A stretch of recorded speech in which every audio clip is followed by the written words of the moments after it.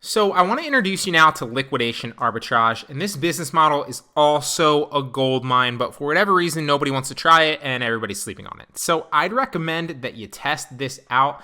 Now, I found new ways to basically strictly buy products that you can resell back on Amazon, which obviously takes a lot of the guesswork out of it and makes it easier on you. We will definitely cover all of those here in this module and how you can do that. But if you're just doing that, then I definitely think you're sleeping on some of your potential profit margin. You should just buy liquidation pallets where you can get super cheap items, and then resell them back on the best marketplaces for you.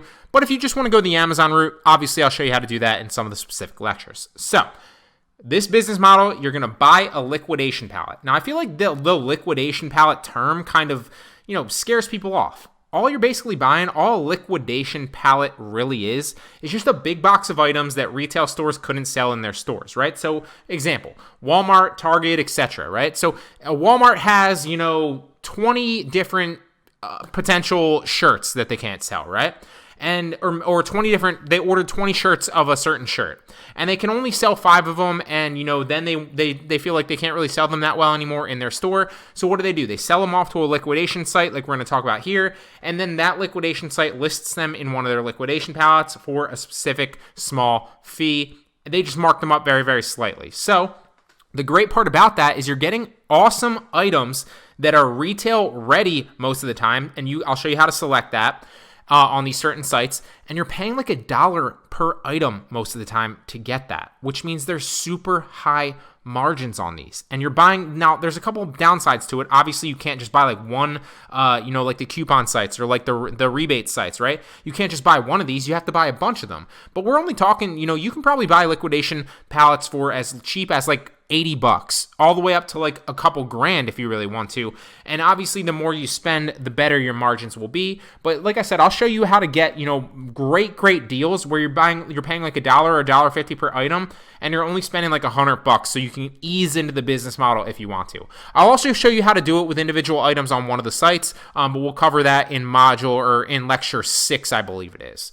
So then what you're going to basically do is obviously you're buying a liquidation pallet, which might be 50 items, it might be 100 items, it might be 200 items, or it could be 20. You have the ability to choose which ones you want to buy.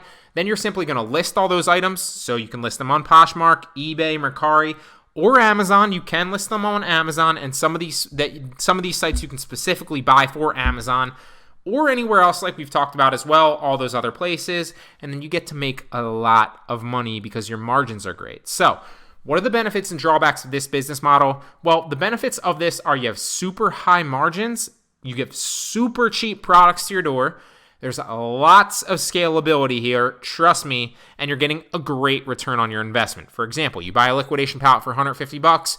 Generally speaking, you probably resell that back online for like $600 to like $1,000 maybe. Now, I'm just spitballing numbers here. I completely made that up, but that's just an example. Those are the benefits. Now, one of the drawbacks that I forgot to list here is that you do need a reseller's permit. You need a state EIN and a reseller certificate, but that's actually really, really easy to get. And the way that you do it is you simply go to that state that you reside in, or you can file for one in a specific state if you live outside the U.S.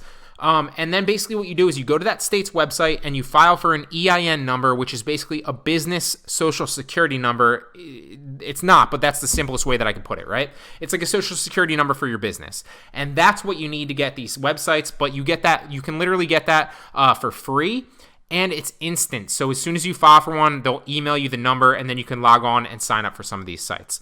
So that's the only drawback too, is you need that. And aside from that, you need to front the money clearly, and you have to create the listing sometimes, which can be annoying. So if you plan on reselling any of these items specifically on Poshmark, Mercari, or eBay, you do have to take some product pictures and, maybe write out like a paragraph listing. But I mean, if you're not willing to do that for like $10 to $15 every time, you can do it super, super fast. I've done, I probably listed out maybe 50 to 100 items in an hour, and just pop in the headphones real fast, take some pictures, and list these items out. And then obviously once those all sell, you're probably looking at like $500 or $600, selling over the month on those websites for about an hour or two of work listing. So it's very, very good profit if you're willing to put the work in.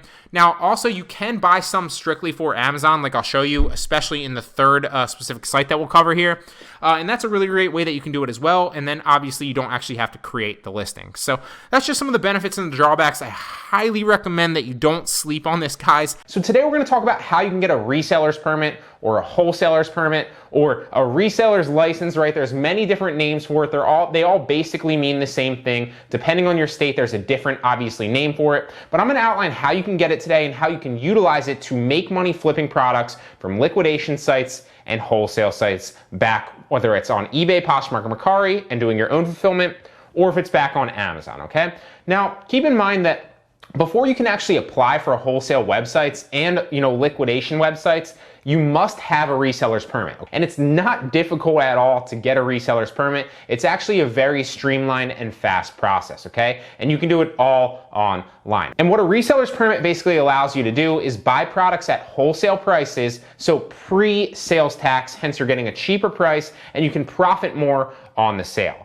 Now, to get a reseller's permit, there's basically 3 overall steps, okay? So you want to go to irs.gov, that's step 1, and file for an EIN if you don't already have a business EIN, okay? And people always ask me, what's an EIN if they're a beginner, right? Now, this isn't necessarily exactly what it is, but to put it in beginner terminology, it's basically like a social security number for your business, okay? Now, you don't need to have an LLC or an actual business formed, although that is recommended. You don't need it. You can obviously file for an EIN as a sole proprietor, but just keep in mind that if you do obviously file for an LLC or turn your LLC into an S corp or something in the future for for advantages tax-wise, then what you want to keep in mind is you do need to obviously file for a new EIN at that point in time, okay? Now, step number 2, after you go to irs.gov and you actually file for your business EIN number, is you want to go to your state website, so your state website, and use your EIN to then file for the reseller's permit within your state, okay? It's really that simple. And then step 3 is to use that reseller's permit, obviously, to then sign up to the wholesale and liquidation websites. That way you can make purchases and flip those products back online for a profit. It's really that simple, okay, guys? It's not that hard. It's not that difficult of a process. That said, obviously, everybody can find irs.gov and apply for the actual business EIN. That's simple. You can Google that. Now, if you need to find directions for your specific website, 888 Lots actually has, which is one of my favorite liquidation companies, actually has an entire kind of website post that's like super long that will outline this process for you more in depth. I linked it down in the description if you want that actual URL to that site. Or you can actually just Google 888 Lots how to get a reseller's permit or something very similar. And once you actually click on that link that pops up, it's going to take you to a page that outlines all that for you. You can simply scroll down, click on your specific state, and it's going to give you a detailed explanation on how to go to your state website, because obviously each state website's different. All the states go to irs.gov for the EIN, but each direct state has a different specific website and a different way to file to get your permit, okay? So that's really going to help you. That's the simple 3-step process. I really hope that it helps a lot of you out, okay? What's going on, guys? So today I want to take you through a little bit more about liquidation arbitrage. I'm on my way to the post office to drop off a bunch of orders now.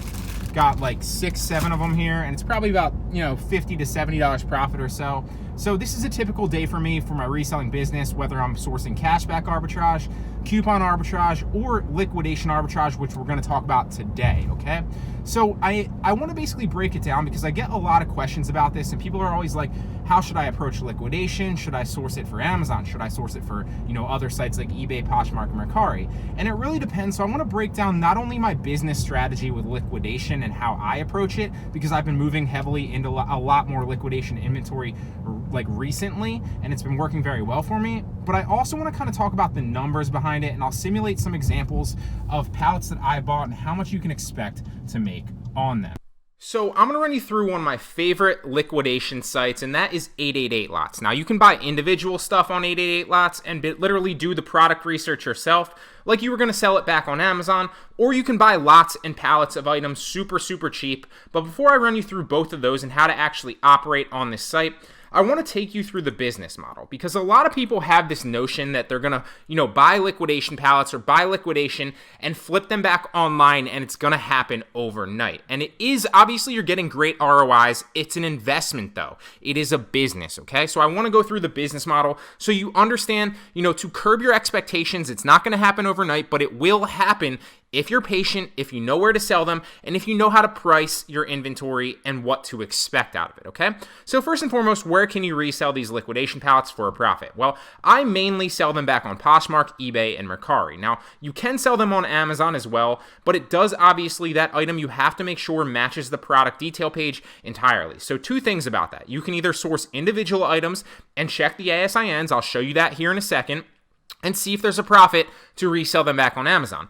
Or you can buy a liquidation pallet, and some of those items might have corresponding ASINs on Amazon, which you can then resell back online for a profit. Now, the majority of the items in most of the pallets, at least in my experience and what I've seen on this site and a lot of the other sites, aren't going to have profitable Amazon products, although you are getting great quality inventory with the Amazon listing. So you can take the Amazon product pictures and the description. You don't need to create your own description or take any new high quality images, right? You're already getting the high quality images from that actual pallet and those actual Amazon listings. So they don't have profitable high selling Amazon listings, but you can take those items that you're getting for like 50 cents or $1.50 or like $3 depending on the pallet that you're getting, and resell them back on Poshmark, eBay, and Mercari for a ridiculously high profit margin. I've started to scale this up, and I've really started to notice that this is not a game, this is not a trick. This can be turned into a legitimate business, but you have to know how to operate it. So let's touch a little bit more about the nitty-gritty and how to actually do so.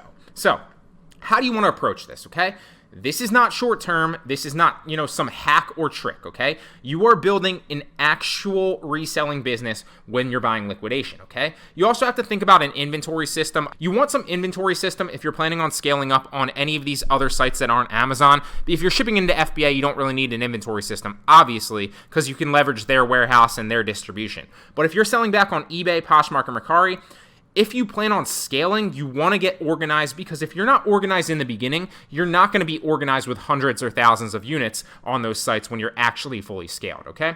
You also want to think of buying, whether you're buying liquidation or buying bulk or buying anything, right? Buying coupon products or cashback products to resell on these sites. Think of it as an investment into your business. It's not going to happen overnight. You're not going to spend $150 on a pallet and then get that $150 back within a day or two, right? It's an investment into a legitimate business. You're building an actual reselling business, right?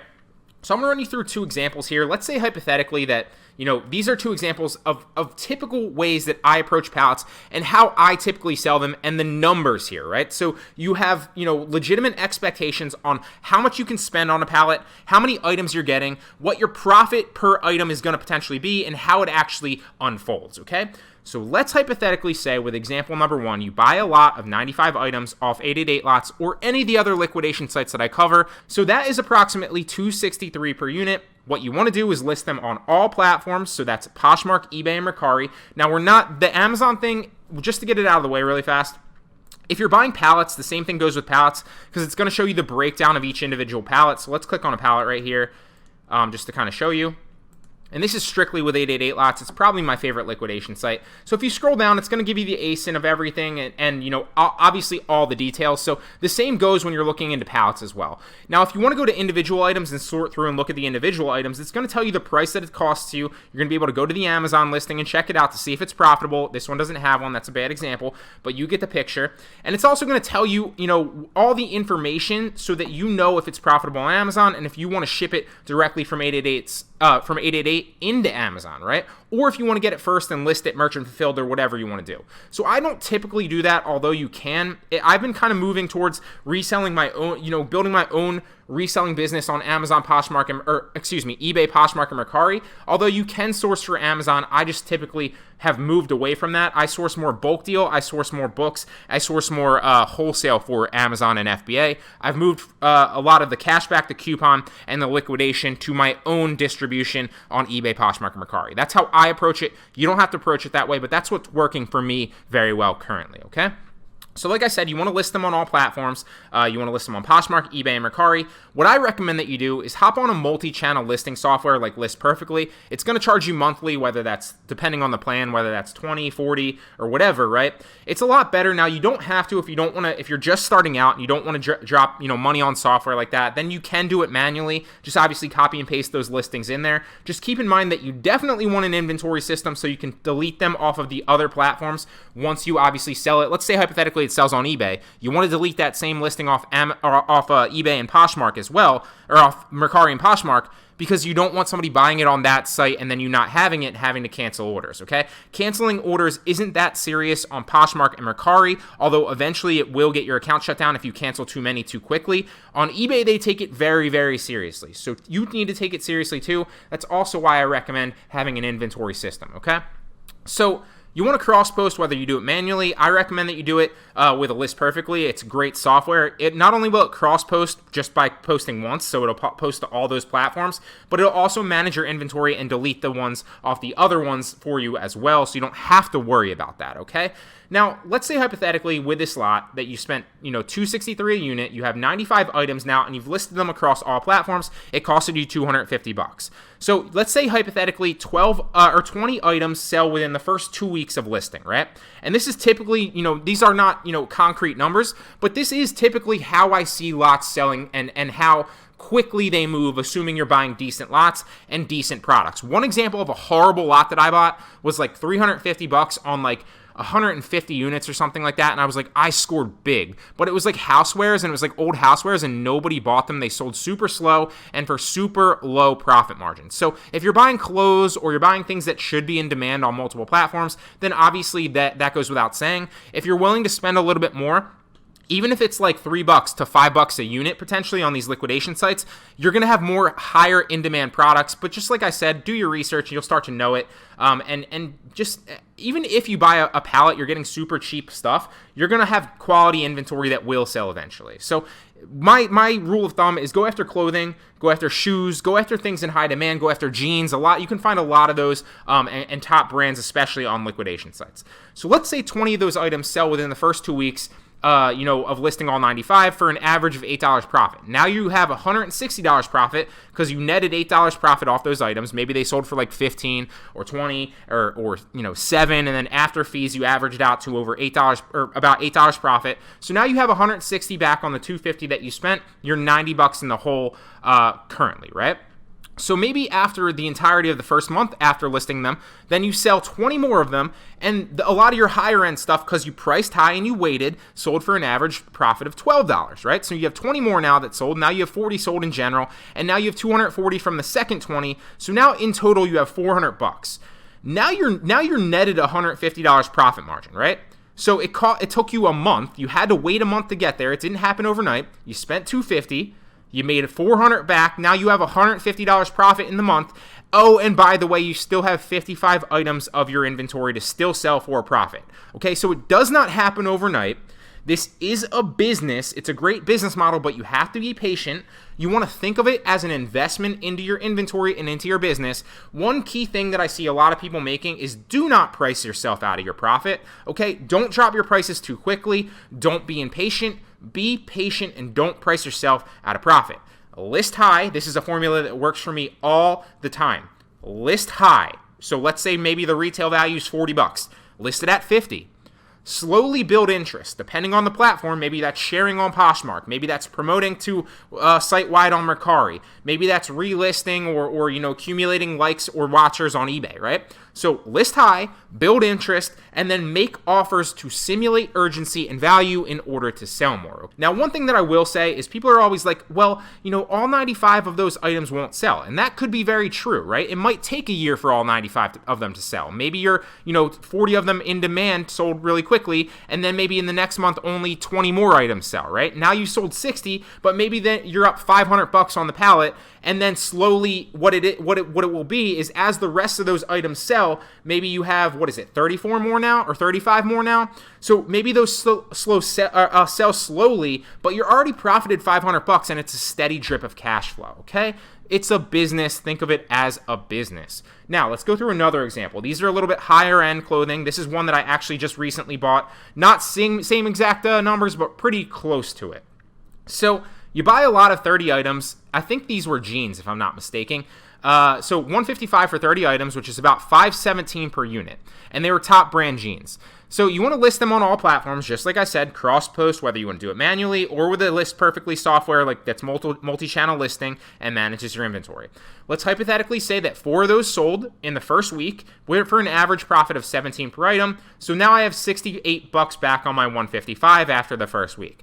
Then 15 more sell in the entirety of the first month. So average profit of those were about $15. Now I have $225 plus $68. So if we take $225 plus $68 and we take the difference on the $155, I'm netting $138 after the first month on this pallet, okay? Now, I had to wait a month to get there, to recap. I also now still have 11 items in my inventory that will sell slowly, whether they sell within the next week, whether they sell within the next month, whether they sell within the next year, it doesn't matter, because I have them free in my inventory now, listed on the platforms, so when they sell, it will be a steady drip of cash flow, and I'm already profitable, okay? So, it doesn't happen overnight. It is a business. Think of it as an investment into inventory. Again, don't price yourself out of profit. Don't price yourself out of profit. If you appreciate that message, drop it in the comment section down below so the people watching this are reminded not to drop their prices too fast. Be patient and don't price yourself out of profit, okay? List high, build interest, make offers to simulate urgency and value, and then you will sell more, okay? So that's the nitty-gritty of the business model. Now, I'd recommend that you check out 888 lots. You can see the value right here just on the fixed price lots. I haven't even gotten into like building your own lots or checking out any of the other lots. You can kind of do that yourself. It's pretty self-explanatory. But just look at right here, 93 cents per unit, $28 right here for 30 units. Pretty self-explanatory, pretty solid fixed price box, okay? Now these are obviously women's, you have to do a little bit of research on the actual product. So whether they're jeans, whether they're like women's clothes, whether they're men's clothes, whether they're shoes, you might want to check into the platform and look at the competition on that platform for those specific brands. But if you're getting stuff super cheap like this, I mean $190 per unit for 41 units. What was the other one? 93 per unit for 30 units. I mean, guys, the profit margins here are ridiculous. So I hope you do this. Don't just take my word for it. You don't need to spend a lot of money initially. You don't need to go out and drop $1,000 on this.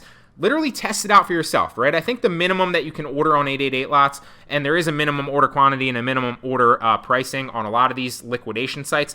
Also, key factor is you do need a reseller's permit, and then basically you're away, right? You don't have to spend $1,000 on inventory. Test it out. Buy one pallet. List it. You will see, maybe in the first week, you're going to be like, Brian's full of shit. This doesn't work. I've only sold one thing. I'm losing money. But then as the first month goes by, you're going to be like, holy shit, I'm profitable, and I still have a bunch of items left in my inventory. And it will inspire you once you see the numbers. And remember, track everything. Once you see the numbers and that the numbers are working for you and you're profitable, it will inspire you to scale it up, turn it into a full-time business, and then you too can also scale a reselling business right from your home and your laptop. So, hope you liked the video. This business model is real, guys, but you have to be patient. So you can sort by category. You can also sort by condition. You can also, basically auction out, although I have not tried that yet. I've only currently bought 5 liquidation pallets from bulk. All of them I'm literally sourced like I'm about to show you here in a second. So like I said, you can bid on stuff if you want to get it really, really cheap, although you have to, continually match bids and it can be annoying. You can also check what they've newly added. You can sort condition like new, brand new, uninspected returns, and salvage and scratch and dent. So these are important things to keep in mind as you'll see when we sort categories. You want, in my opinion, you want either brand new or like new. You can go uninspected returns, and if you go uninspected returns, you will get very, very cheap items to your door. I'm going to show you that here in a second.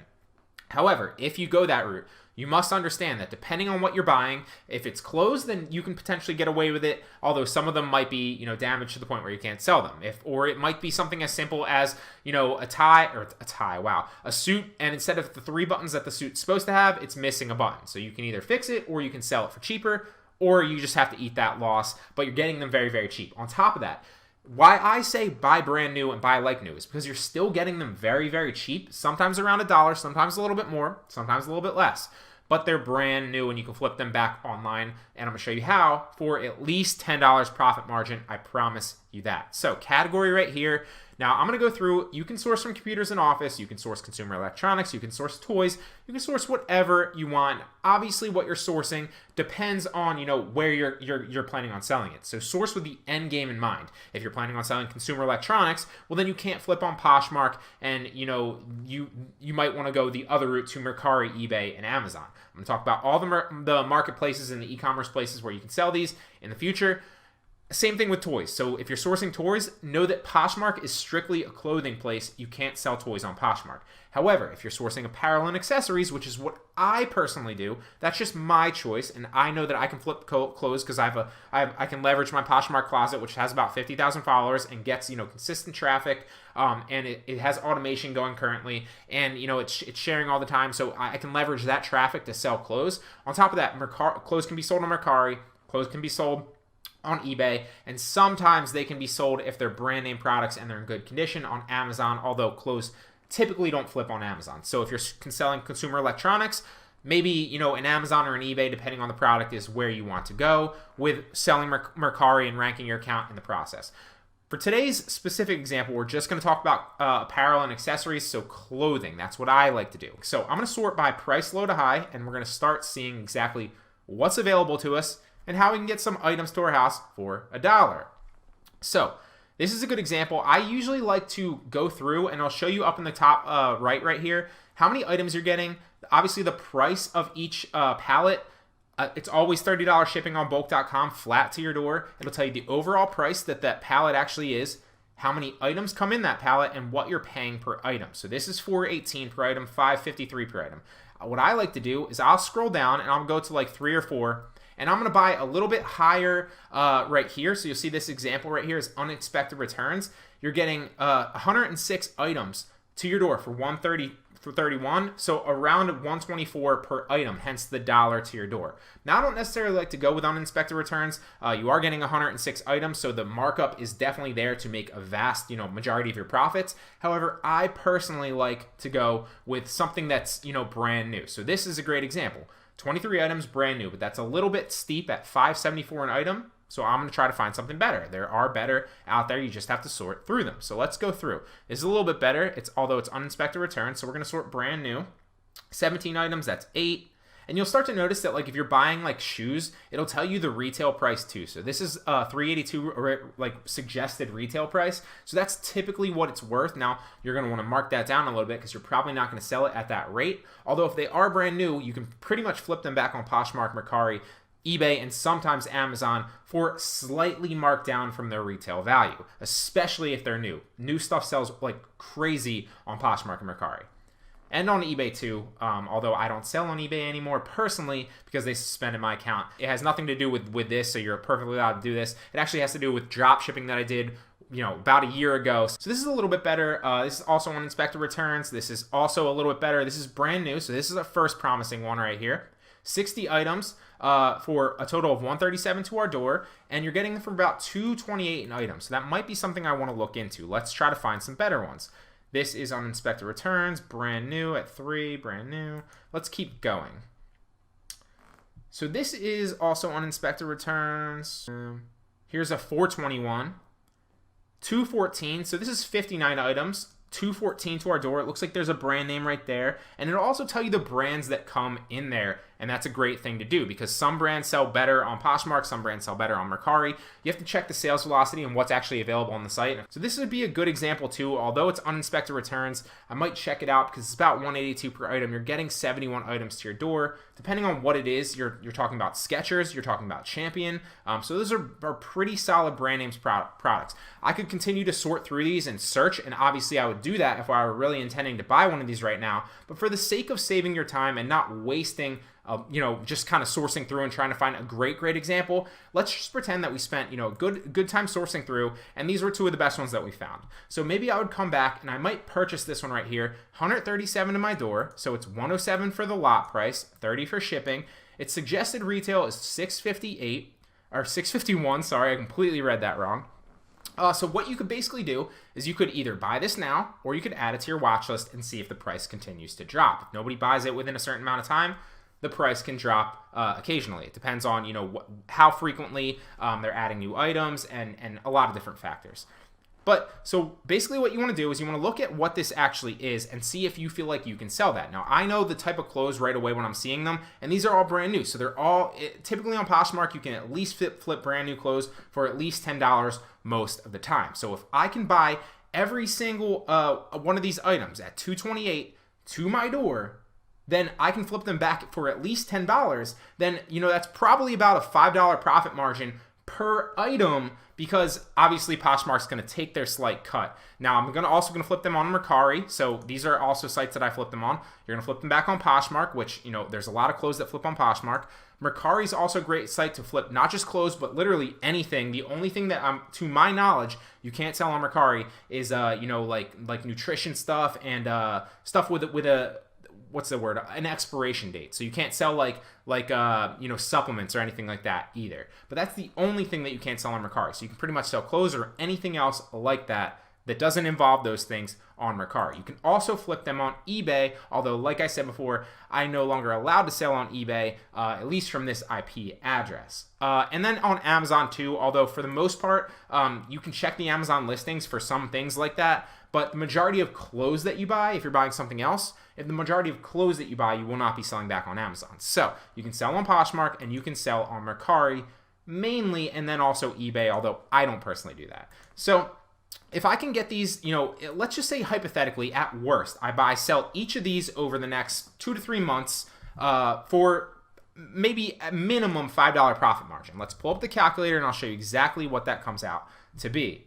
So $5 times how many items were there? There were 60. So 5 times 60 is $300. I'm spending $137 to get that. So $137, and that's $163. So if I can flip all these within a month or two, maybe 3, I'm basically spending $137, and I'm turning that $137 into 60 times 5, which is $300. So that's basically how you multiply your money, and that's how you can basically make $1 into 20. Now, keep in mind that's just a low ball estimate. If I sold all of these for a $10 profit margin, so maybe I listed them all on Poshmark and Mercari for like 13 or 14 bucks, well then I'm selling 60 times 10, which ends up being $600, and then you're spending $137 to make $600 back 2 to 3 months later. Now that is about as good of a return on your investment as you will see. I don't care if you're investing in stocks, I don't care if you're investing in real estate. That might be a little bit more long term. This is shorter term money. Basically, you know, within a month or two, you know, you can flip most of these items. Obviously, all of them aren't going to flip, but the majority of them are going to flip within a month or two. And this is a great way that you can basically spend $1, so to speak, and then get a $10 back or a $20 bill back. You just have to basically be willing to buy products and then list them on these sites, do a little bit of the grunt work, and then you can make the money. So we're going to sort through, let's go price low to high here again. And I'm going to scroll down because I know that the majority of good things that I can find, you know, like things that haven't been opened yet. See, these are unexpected returns, which basically means that you can get new products, but you could also get things that, you know, people have tried on or have been used. So this is a good deal, but I'm just going to sort a little bit further down so that I maybe can get, you know, something that's brand new. Unexpected returns, uninspected returns.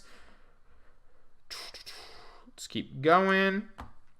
Brand new, here we go. So 9 items brand new, that's a bad one. Uninspected returns, uninspected returns. I'm going to show you a good example of one that I can flip for a great profit.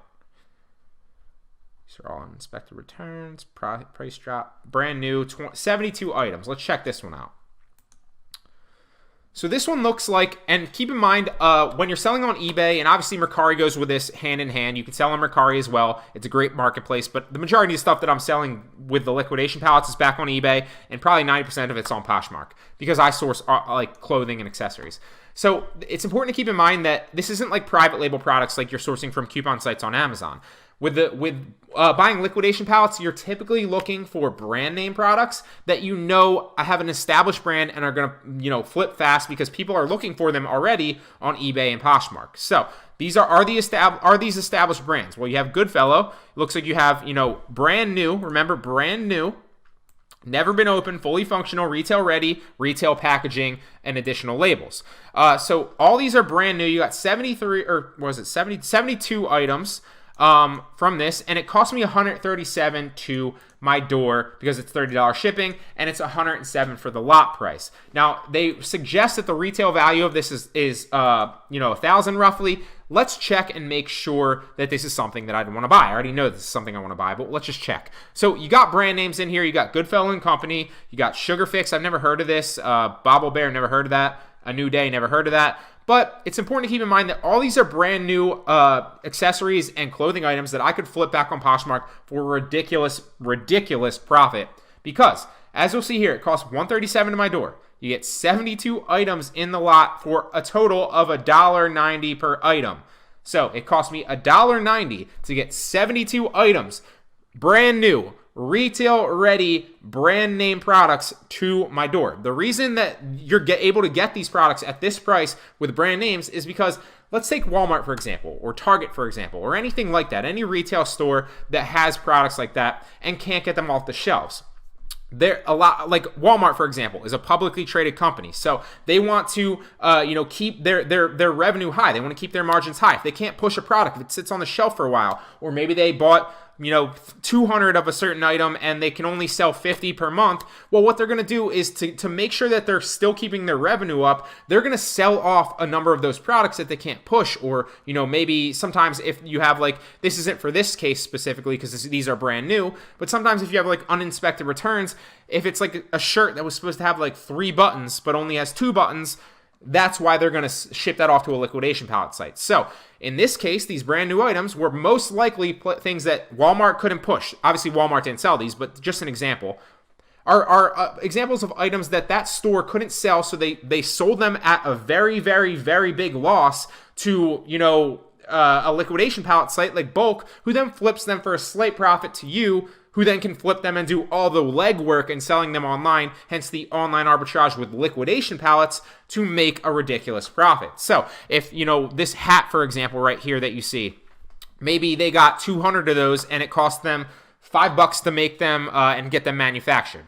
Well, they're going to sell them for $13, so they have a decent margin, but maybe they only sold 50 of them. So instead of, keeping 150 and they know that they can only sell 50 a month, maybe they're going to keep 50 of them and they're going to sell 100 of them to a bulk deal site, or not a bulk deal site, a liquidation pallet site like Bulk for, $3 and take the loss because it still keeps their margin up higher. They want to stay and show that they're bringing in revenue if they're a big company in retail like that. So just to run through the example here, $1.90 per item, 72 in the lot. Let's pull up the handy dandy calculator and we'll see how much money we can make. Now, realistically, it's going to depend on the item.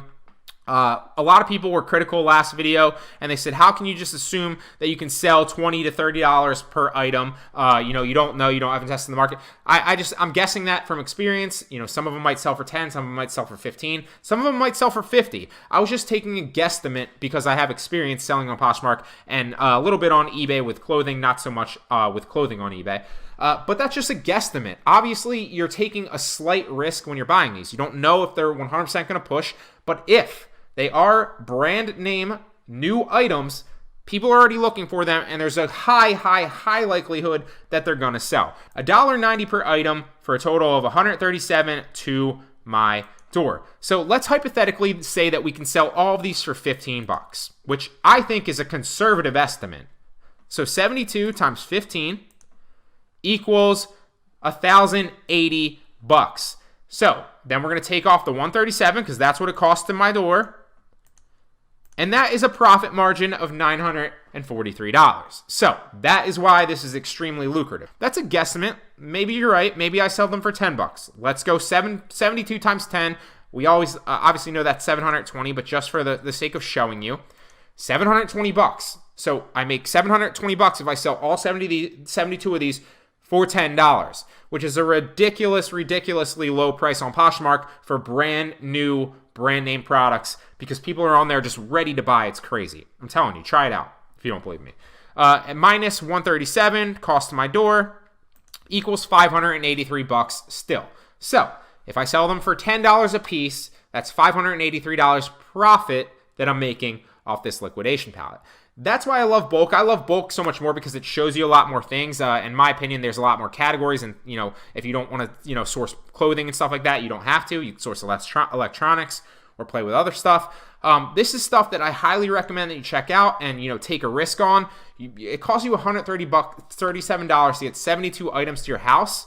Pretty cheap. I mean, if you go to AliExpress, something like that, you're going to get shittier products for, roughly the same margin, roughly the same price, if not more, and they're not as good quality. With these are American brands most of the time, and they're about 95% of the time. Sometimes there's a brand in there I don't recognize, and I Google it, and I have no idea what it is. But most of the time, they're brands that pop up, they're already listed, and people are looking for. So for $1.90 to your door, brand new, you can't beat that. On Smashlots is a great place to get liquidation pallets, and you can get super cheap products. It's ridiculous. Let me show you some examples. So we're gonna go through. Go away. Let's go through some product categories here. It's important to understand the end goal. So if I know that Poshmark's a place where I can push, clothing or shoes, because I've sold on Poshmark for a little bit over a year and a half now probably, and I know what sells well on the site.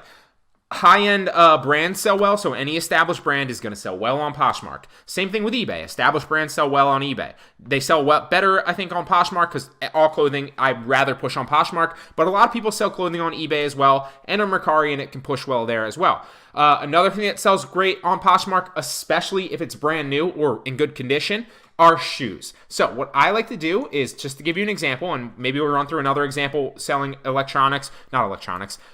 eBay and Mercari after this, but let's jump into the Poshmark example. Now, you don't need an established Poshmark closet to sell on Poshmark. You can slap stuff up there and it will immediately give you visibility, especially if you use some of the sharing tactics. Basically, I want to show you a demonstration of me sourcing, products on these liquidation pallet sites like Smashlots. So what I'm going to do is I'm going to go to all products, and then I'm going to sort it price low to high. That's my favorite thing to do, because then I can sort and figure out what's the cheapest that I can get a return on my investment. Now, it's important to keep in mind how many units come in and whether it's new or used conditions. Sometimes you're going to get customer returns that haven't been checked yet. So it'll say uninspected customer returns. And in that case, you can get a number of different things that might not be new. In some cases, you're going to get shelf pulls. So these are obviously brand new, as you see here. 25 units, shelf pulls, obviously sold out. So this one right here is 27 units of customer returns at $151.23. The MSRP, so what it retails at roughly, is a little bit under $1,100. So obviously that's something that you'd want to look into, but this is lawn and garden. Now I'm sourcing with the end goal in mind, so I'm interested in a lot of these clothing items. So I'm going to start checking a couple of these out. So 25 units, shelf pulls. So I know that these are brand new. It looks like they have tags on them, and it looks like a lot of them are men's clothes. Now, I can push these, just knowing this, I could list them on eBay, I could list them on Mercari, and I could list them on Poshmark. Probably 70 to 80% of them will sell really fast, not really fast, but within a month or so if they're brand new on Poshmark, and it would behoove me to simply copy and paste the listing from Poshmark and slap them on Mercari and eBay as well, so I have a chance to sell them there as well. I sell the majority of my clothes on Poshmark when I'm doing this, but it works on eBay and Mercari as well. So let me just look through a couple of these. You're getting great pictures here. All of them look brand new. So you got Van Heusen, Stafford. That's more Van Heusen. Izod, Stafford. So these are obviously brand name products that I can sell back on Poshmark and eBay and Mercari because they're established brands already. So I'm not selling something random that I bought off Amazon that's a private label product that nobody knows about. I'm selling established brands that already have established brand credibility and people are already looking for. So let's just run through the example. This might not be a good example because I need to find a better one. Typically, if you're spending like $160, you're trying to find more units and obviously new. But it all depends. They recommend that the retail value of this pallet right here, 25 units in total, is $1,143. So let's just run through. If I bought this to my door for $162.50, let's do the math right here. I'll actually, instead of using my handy dandy calculator on my phone, I'll just pull up the calculator so you guys can see it. All right, so we have, it's $162.50, and we're dividing that by 25 units to see how much each unit roughly is going to cost to get to my door. And it's $6.50. Now, I know personally, and that you're going to need, like I said, keep the end goal in mind. You have to have a little bit of experience selling on Poshmark, Mercari, or eBay with this. But if you can get things relatively cheap, like anywhere under, like, honestly, $6-7 would be ideal. If you can get something lower, which a lot of times you can, like $1.50 to $2 per unit. perfect, because you can sell a lot of those newer items back on Poshmark, eBay, and Mercari for anywhere from like 10 to 30 bucks realistically. So right here it's $650 a unit, or $650 an item to my door, which means that I'd ship them back out. So that immediately takes $650 off my profit margin. Let's say hypothetically I sell all of these 25 units for 20. I'm reaching for my calculator again. For 20 bucks, which I think is, relatively reasonable. Some of them might sell for 30 because they're like brand name shirts, like Izod. It looks like a brand new brand name Izod shirt, a brand new brand name Stafford, and so on and so forth. So some of those might sell more than 20, but we're just going to take the rough average of 20 because some of these pants might sell for like 10 to 15 bucks. So we'll take the average of 20. So if it costs me $650 to get them to my door, and I'm selling 25 units at an average of 20 bucks, that's 500 minus was it $650 per unit, so minus the $162.50, which means that I'm making $337.50 literally buying these 25 units, relisting them back up, and then selling them. Now, it's important to keep in mind they all might not sell right away, but if they're new, typically speaking, and their clothing, they will sell on Poshmark, they will sell on eBay, and they'll eventually sell on Mercari. It's all about just basically slapping them up there and playing the waiting game. And if they're new, they'll sell. Now, $337, let's just hypothetically assume that 25 of those units total, maybe 15 of them sell within like the first week because they're brand new. And then maybe 5 more sell within the first month, and then 5 more sell, within 2 months. It's a return on your investment business. So typically the money is made in the purchase. If you're spending $162 to get these 25 units to your door, hypothetically speaking, if you sell them off for 20 on average, you can assume to make $337.50 on these 25 units. This is probably a bad example. Let's find a better one. All right, so let's try to find 25 units, 162, 25 units, 162. This looks like another great brand name product, and it's also important to keep the MSRP here. So this one's a little bit less recommended than the last one. I think the last one was $11.43, but you're getting a lot of brand name pants. It looks like you're getting some Stafford, some Izod, similar stuff here, and it's 25 units for $162.50 yet again. We're gonna run through the numbers again. It's gonna obviously come out to the same thing. So $162.50 divided by 25. Because 25 units equals $650 to my door. So I'm paying $650 a unit to get each of these 25 units to my door. Then hypothetically, let's say that maybe I sell each of these pants for 25 bucks. I sell each of these shirts for 25 bucks. Now, like I said, some of them you might sell for 10 bucks. If you can't sell them eventually, you might push them for 10 bucks 2 months later if you can't get rid of them. Initially, you might list them all at 40 and some of them might sell at 40. Let's take the rough average of $22 this time and said I can push all of these 25 units eventually on Poshmark, eBay, and Mercari within a month or two. So then we're getting, for $650 to my door, we're going to sell 25 units at 22 bucks average. That's 550 bucks. Minus the $162.50 to get to my door. And that's coming out to a $387.50 profit margin just for buying these, getting them delivered to my house, and then slapping them back up on Poshmark, eBay, and Mercari. It's a really lucrative business if you have money to invest. It's a great place to get a good return on your money. All right, so I've got something really exciting for you guys here on how to use Scan Unlimited software to actually scan through 888 lots for good purchases to resell on Amazon. Now, this is a complete game changer, so I'm really excited to share this with you guys. I think this is going to help a lot of you make a lot of money. Now, before we get this out of the way, if at any point in time you want Scan Unlimited, this also is what I use to scan wholesale suppliers, so this software is phenomenal. I highly recommend it. You can get a free trial to Scan Unlimited, so if we go to Scan Unlimited's pricing plan right here, Scan Unlimited, I have obviously the unlimited right here. That lets you scan unlimited ones every single month. There's 3 different pricing tiers, so you have the free, so you don't need to actually pay for it. If you only want to scan 1 file a month, then that obviously limits you to what you can scan. So just scanning this one like we're going to show you here today is already one, and then you're out of luck for the rest of the month. If you want to buy a 2-day pass and just kind of go through really quickly, scan a bunch of different things, maybe like 5 to 10 wholesale lists, maybe a couple ones on 888 lots, make your product purchases, spend your cash flow for the month, put it into products, and then sell them all off and then do it again next month or a couple days later, right? Then you want to maybe go for the 2-day pass for 20 bucks.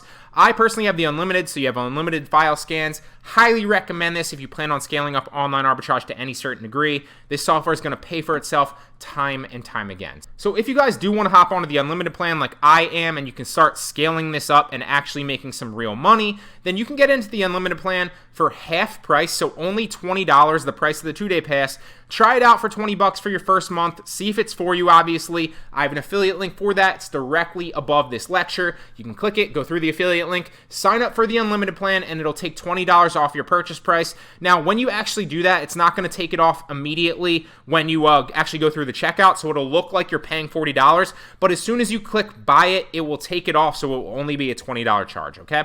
So $20 for unlimited plan is a steal. Test it for a month. You will see that it works for you, and that will inspire you to do it more. So enough of the promo, enough of the affiliate BS. Let's go through and I'll show you the power of this. I'm sure you're going to want it.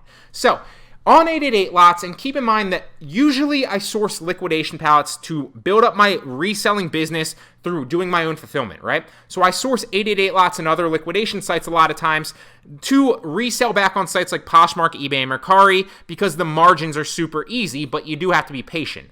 If, for whatever reason, you wanted to scan a site like 888 lots or any liquidation site that is going to provide you product detail catalogs, and you'll see exactly what I mean by those in a second, and Excel spreadsheets, detailed Excel spreadsheets of what their products are, how much their prices are, an identifier, so that might be a UPC, a SKU, or an ASIN even, like 888 lots has, you can actually source these with a scanning software, like a software like Scan Unlimited. Then it's a complete game changer, and you can actually source these liquidation products to sell back on Amazon for a profit very, very quickly, right? So there's two ways to basically do that. You can scan individual lots, or you can scan individual items. In the next lecture after this, we're going to talk about scanning lots and how you can use this software to make sure you're buying profitable lots, okay? But I want to take you through how to scan individual items. So you're going to see when you go to individual items, little thing right here, it's going to show you each individual category and how many items are in each category, okay? So 95 in this one, 22 in this one, 3 in this one. So because there's like 3 in this one and like 3 in this one and 2 in this one, you're not really going to throw those through a software because you can literally scan them manually. It's going to take you like 2 seconds. But for a product category like bed and bath or kitchen and dining or automotive, right, or handbags and luggage, you're going to want a scanning software so you don't have to scan through 170 things manually, right? You want to put it into a software so it identifies which ones are profitable so you can look through them quickly. Let me show you an example of what I mean. So if we go to bed and bath, that's 199 products in that category currently, right? And you're going to see that usually you can scan through and it provides you all the details, right? It's going to give you the ASIN, it's going to give you the visit on Amazon link, it's going to tell you the price, right? Potentially the retail price. Or if you scroll all the way up to the top, it's going to say export to Excel. So if you export this to Excel and you click Microsoft Excel, it's literally going to pull you up and download a lot right here that you can take that lot and put it into Scan Unlimited. So if we go back into Scan Unlimited's homepage and you click New Scan, you literally put that in there. So I'll show you how to actually do that, although I'm not going to click Scan because I've already done it, okay? So New Scan, we're going to drag and drop that one in there, and boom, there it is. Now, if you click search by and you want a product identifier, I've covered this before, but I'll cover it again because I know it can be confusing. So if we pull up that spreadsheet, here's what the spreadsheet looks like of all the products, how much they're priced at, what category they're in, right, their condition, whether they're brand new, which obviously you see they are all brand new here, how many you can potentially buy, etc., etc. So what we need to know is, what is the product identifier? Is it a UPC? Is it an EIN? Is it an ASIN? Is it an ISBN for books, right? And if you look here in category G, there's an ASIN. Always go with the ASIN if there's an ASIN there. If there's not and you're searching through like a wholesale supplier, it might be a UPC. Now you'll see SKU here, but that is for 888 lots to scan through, right? You want the Amazon product identifier, so if there's a UPC, go with that. But if there's an ASIN, go with the ASIN because that is surefire. So it's ASIN. Now you can rename this if you want to. So I'm going to just rename this whatever. Obviously, I'm not going to click start here because I've already done this, but you would name this something that identifies it in case you want to come back and check it, because Scan Unlimited obviously stores all your scans. You don't have to save them, and then you can come back and check them. Just make sure that it's still current, right? You don't want to scan something today and then go look at it 2 weeks from now because prices might have changed, stock might have changed, etc. So does the file have headers? It does, as you see here. All headers means is it like categorized, right? So if this SKU column or the SKU row, the condition, the category, the quantity, those are all headers, obviously, that don't have to do with these actual identifiers and product information down here. All that basically means is take out row number 1. Does it have a row that has headers? Checkmark has headers, obviously, because that one does. If it looked like this and it didn't actually have the headers, then you would click no headers, okay? You would uncheck that. Now, the starting position, we want it row 1, and we're also going to ID the product column. So let's undo that, come back here. So we need to pick 2 basic things right here, right? What is the product column? Now, we already know that's the ASIN. That's how we're going to identify the products, right? So the product column is the ASIN. That's G, but that doesn't really matter. It's just basically already scanned the file in. It's going to ask you to identify what product column has the product identifier in it. So ASIN again, right? If it's UPC up there, then you'd go UPC down here, right? Same thing with that. What's the cost column? I already know because I've done this a million times. It's the price. If you look right here and you find the cost column, it is price right here. Now that could be slightly different depending on your spreadsheet. Just go through and look. I don't ever make custom columns. Obviously, you want to put the condition in here. So my condition is new. If you look right here in the condition, they're all brand new.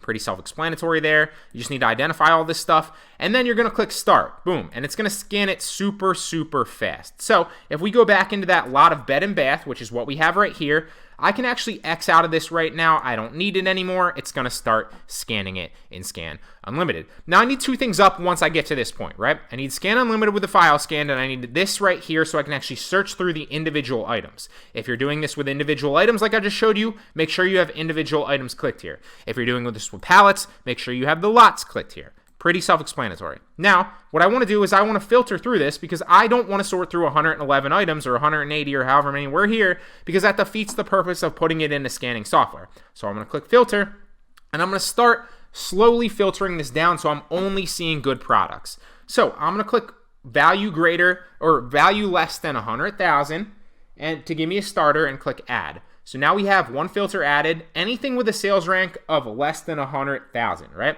I'm also going to scroll down and I'm going to click an ROI of less than, or an ROI of greater than or equal to maybe, let's go 30%. And it's going to add another filter. So now it's telling me that I'm looking strictly for things that are sales rank under 100,000 and also have an ROI of greater than 30%. If for whatever reason I unclick this and it shows me no products that are potentially in that individual item lot of spreadsheet that have those parameters, then obviously I'd want to broaden that out. Maybe so then I go to like 150,000 sales rank, lower than that, and maybe like a 20% ROI, right? And you got to identify where's your point where you don't want to source that anymore. So if there's nothing that like that in the spreadsheet specifically, then maybe go to a different category and pick something else and scan a different list. And that's the benefit of having the unlimited for Scan Unlimited. You don't have to be strapped and handicapped to just that one spreadsheet, whether it's a wholesale supplier, whether it's an individual one like a liquidation thing like this, or it's a pallet on a liquidation site like 888 Lots as well.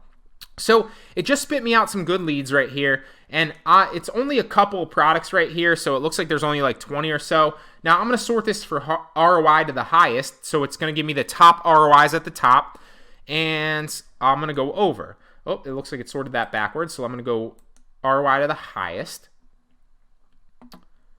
And now the highest ROI should be at the top. So this one has a 342% ROI. This one has 170% ROI. So pretty, there's some pretty quality potential buys here.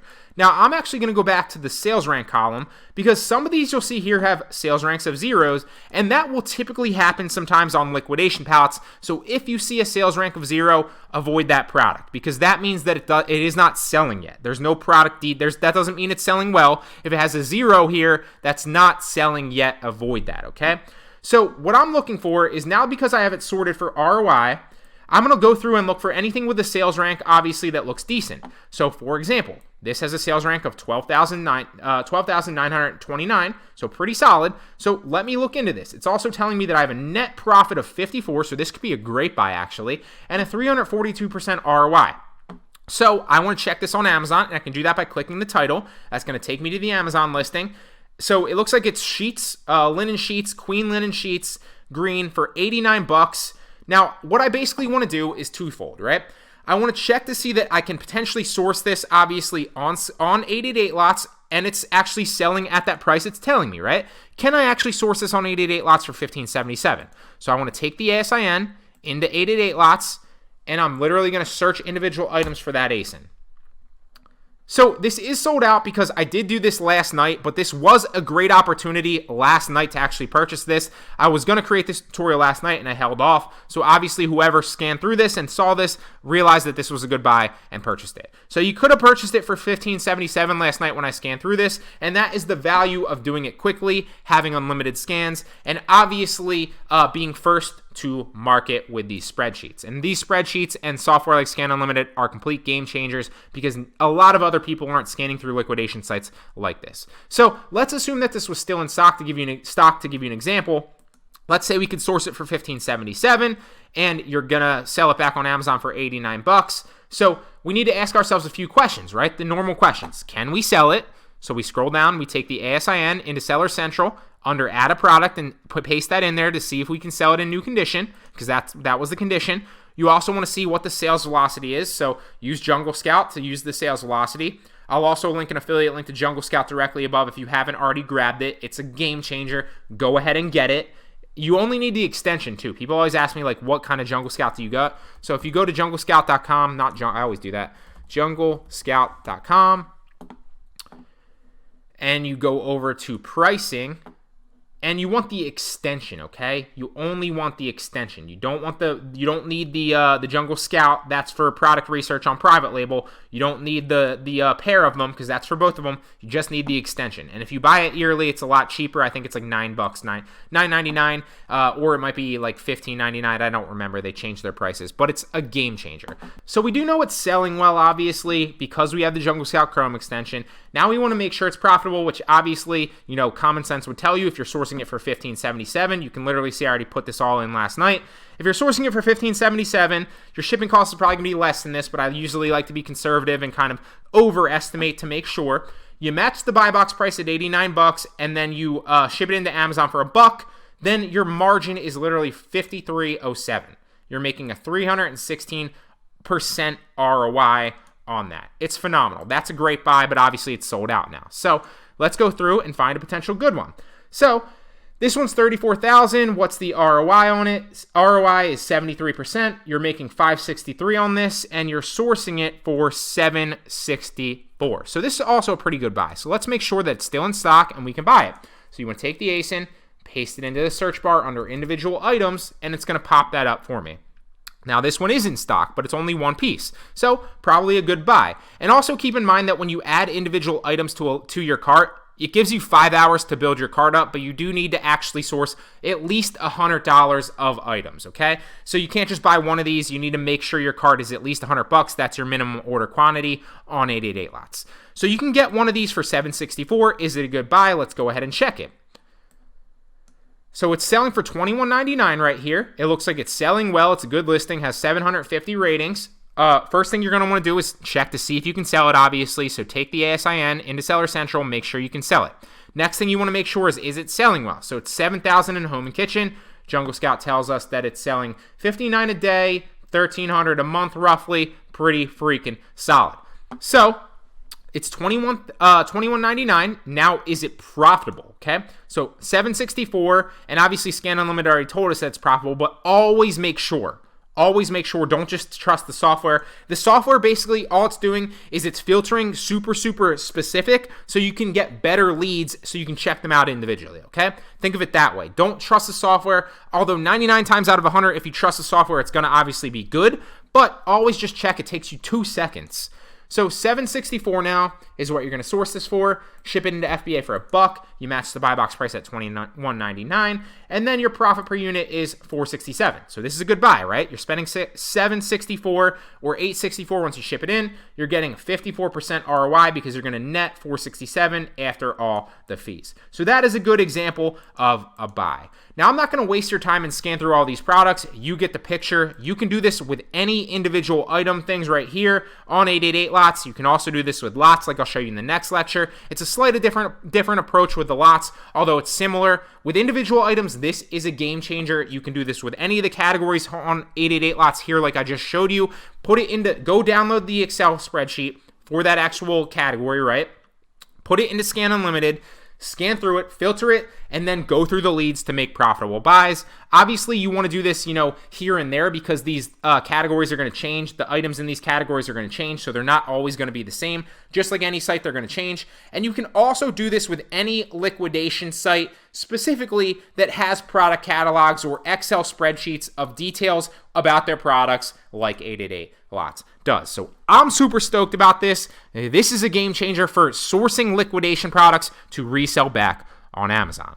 So I'm going to run you guys through a tutorial on how to actually use that same Scan Unlimited software to sort through pallets on Amazon to make sure they're profitable buys that you can obviously flip back on Amazon quickly for profit, okay? So I'm going to run through this just like I would any other day. I haven't set this up. I'll show you exactly how I would do it, and then obviously you can replicate that process over and over again with all the freaking lots, and there's a bunch of them, okay? So if you want Scan Unlimited, like I touched on in the last lecture, game changer, guys. I'm telling you, there is an affiliate link directly above for 50% off your first month, so it's only $20 the first month. For Scan Unlimited, you can go use the coupon code GARA. So if you click through that link, you purchase the unlimited plan, use the promo code GARA, then you can get in at half price, okay? So that's the only little promo here, but I'm telling you, I wouldn't promote the software if I didn't use it, if I didn't believe it. If you plan on scaling this up and using liquidation arbitrage like I'm showing you, this will pay for itself so many freaking times over. So what I basically did is I went to find a lot. You can go to any lots right here, toys and baby, sports and outdoors, whatever you want, right?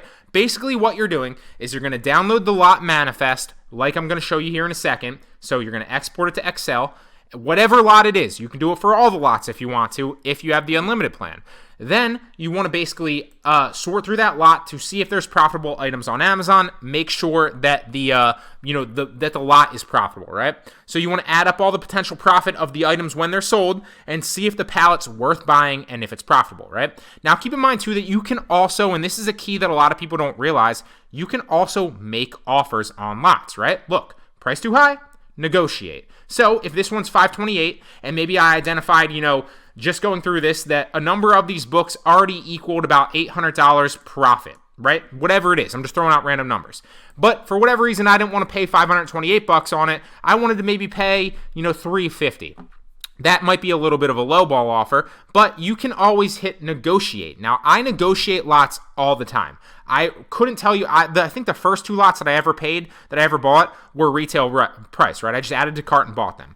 Since then, the only lots that I buy are prices that I negotiate. So you can make an offer. Now, I would recommend that you don't make something crazy. And sometimes when you hit negotiate too, it's going to tell you, right? So if you're like $350 and you hit submit, it might immediately pop up and be like, they're not willing to take $350. Okay, but if maybe you put like $420 in here, then you're getting, $108 discount on this bundle already on this lot, and they might agree to it, they might not. I don't really think they've ever not approved any of my deals. If I'm able to put it in, I think they just accept it. I can't remember a time that they've actually declined one of my offers. Now, obviously, if you make an offer and it immediately pops up as declined, then they are not accepting that price, and it's maybe not profitable for them. But if I'm able to put that through, I can't think of a time, like I said, that they've declined my offer. So here we are on an example book lot. I just pulled this one up right here. Because I'm into selling books with a lot of eFlip right now, I figured, what the heck, I might as well add my book inventory. So I haven't looked through this. I haven't set it up. We're going to actually go through and add this right here. So what I want to do is I want to export this to Excel. You can also see the entire lot manifest right here. This is what I used to teach. Go through it manually. You can still do that, although it takes a little bit of time. You could also export this to Excel, download the lot manifest. Boom, there's the lot manifest, 3, 4, 5. So what I want to do, I want to open that lot manifest up, and we're going to actually put it into Scan Unlimited to start scanning it. So there it is, lot 3, 4, 5, 3, 7, or whatever it is. I already know because I've done this a million times. Just like in the last one, it is identified by ASIN. So we can name this. I can say test book lot for OAP 4.0. And then so the identifier is ASIN, just to recap. If we enable editing really fast, we know that the identifier right here, if there's an ASIN, always use the ASIN, right? So there's two identifiers here. We have the ASIN. We also have the UPC. If there's no ASIN, go with the UPC.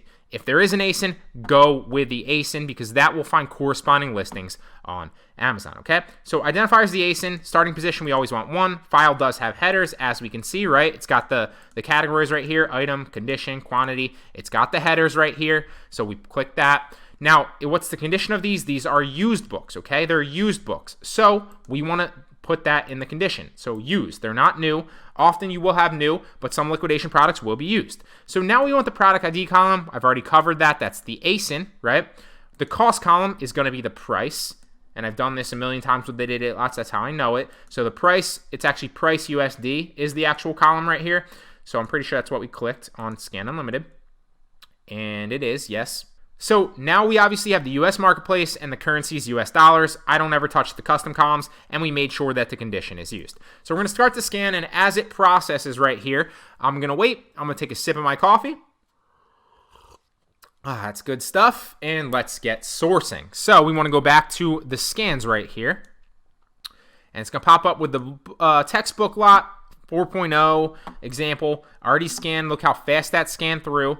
And now it's got all these products sorted for us potentially that we can filter to look for good buys, right?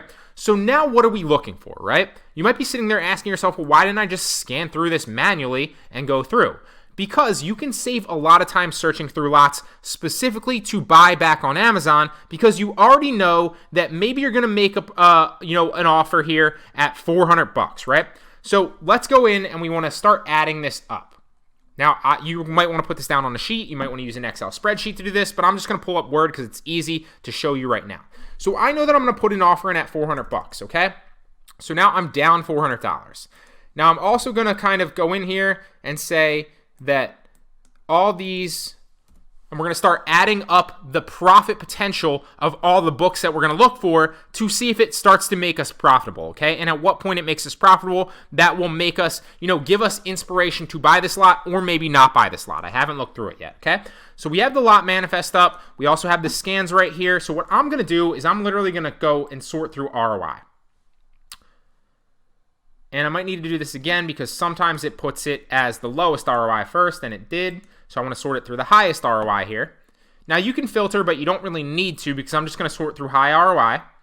So highest ROI right here. So there's only, it looks like 5 books in this that have a high ROI on Amazon that are positive, right? So these 5 books right here need to pay for the entirety of this lot for it to make it a good product purchase. So let's go through and scan. Right off the bat, we have a 2 million sales rank. Now, 2 million will sell in books, but it will take a long time. We also have a 1.3 million here. Now, 1.3 million in books will sell, but it will take a long time. So really, we're interested in these 3 right here. These 3 really have to be really, really good. Now, we also need to make sure that we might not have multiple of those quantities. So Gardener's Art, Loom, and Living Art. Let's go back to the Excel spreadsheet. We want to look for Gardener's Art, which is right here, and that looks like it's 1. The other one was, so we only have a quantity of 1. Living with Art is 1. And what was the other one? Loom Kit is, where is it? Right here, and that's 1. So there's only 1 of each of these. So this is probably a bad lot, actually, for the most part, but let's go ahead and check it just to make sure. So the first one's Gardener's Art. Let's check it out. It's selling pretty well, actually, because it's 101,000 in books, which actually is selling pretty well. So if you click Jungle Scout, obviously that's going to tell you that it's selling well. 8 daily sales, 229 monthly sales, selling pretty well. Competition on this listing, remember it's a used book, so you're not actually getting the buy new right here.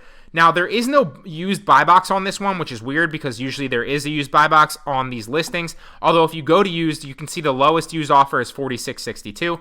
So you can assume that you're going to sell this at $46.62. So what we're going to do is we're going to find out the margin for this book, and I already know that this is probably going to be a bad lot purchase. You can probably lowball them to see, but it's probably already going to be a bad lot purchase. So the product cost is going to be 0, right? We're not going to put anything into this. We're going to estimate that maybe it costs us $1 to ship it into FBA.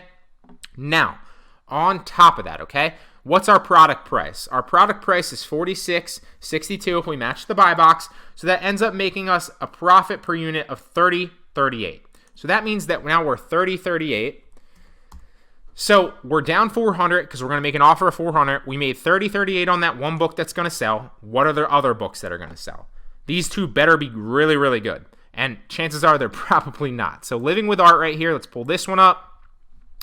Now there is a used buy box on this one, and we only have one of those quantities. So you're going to end up selling this for $60.85 roughly when you match the buy box, okay?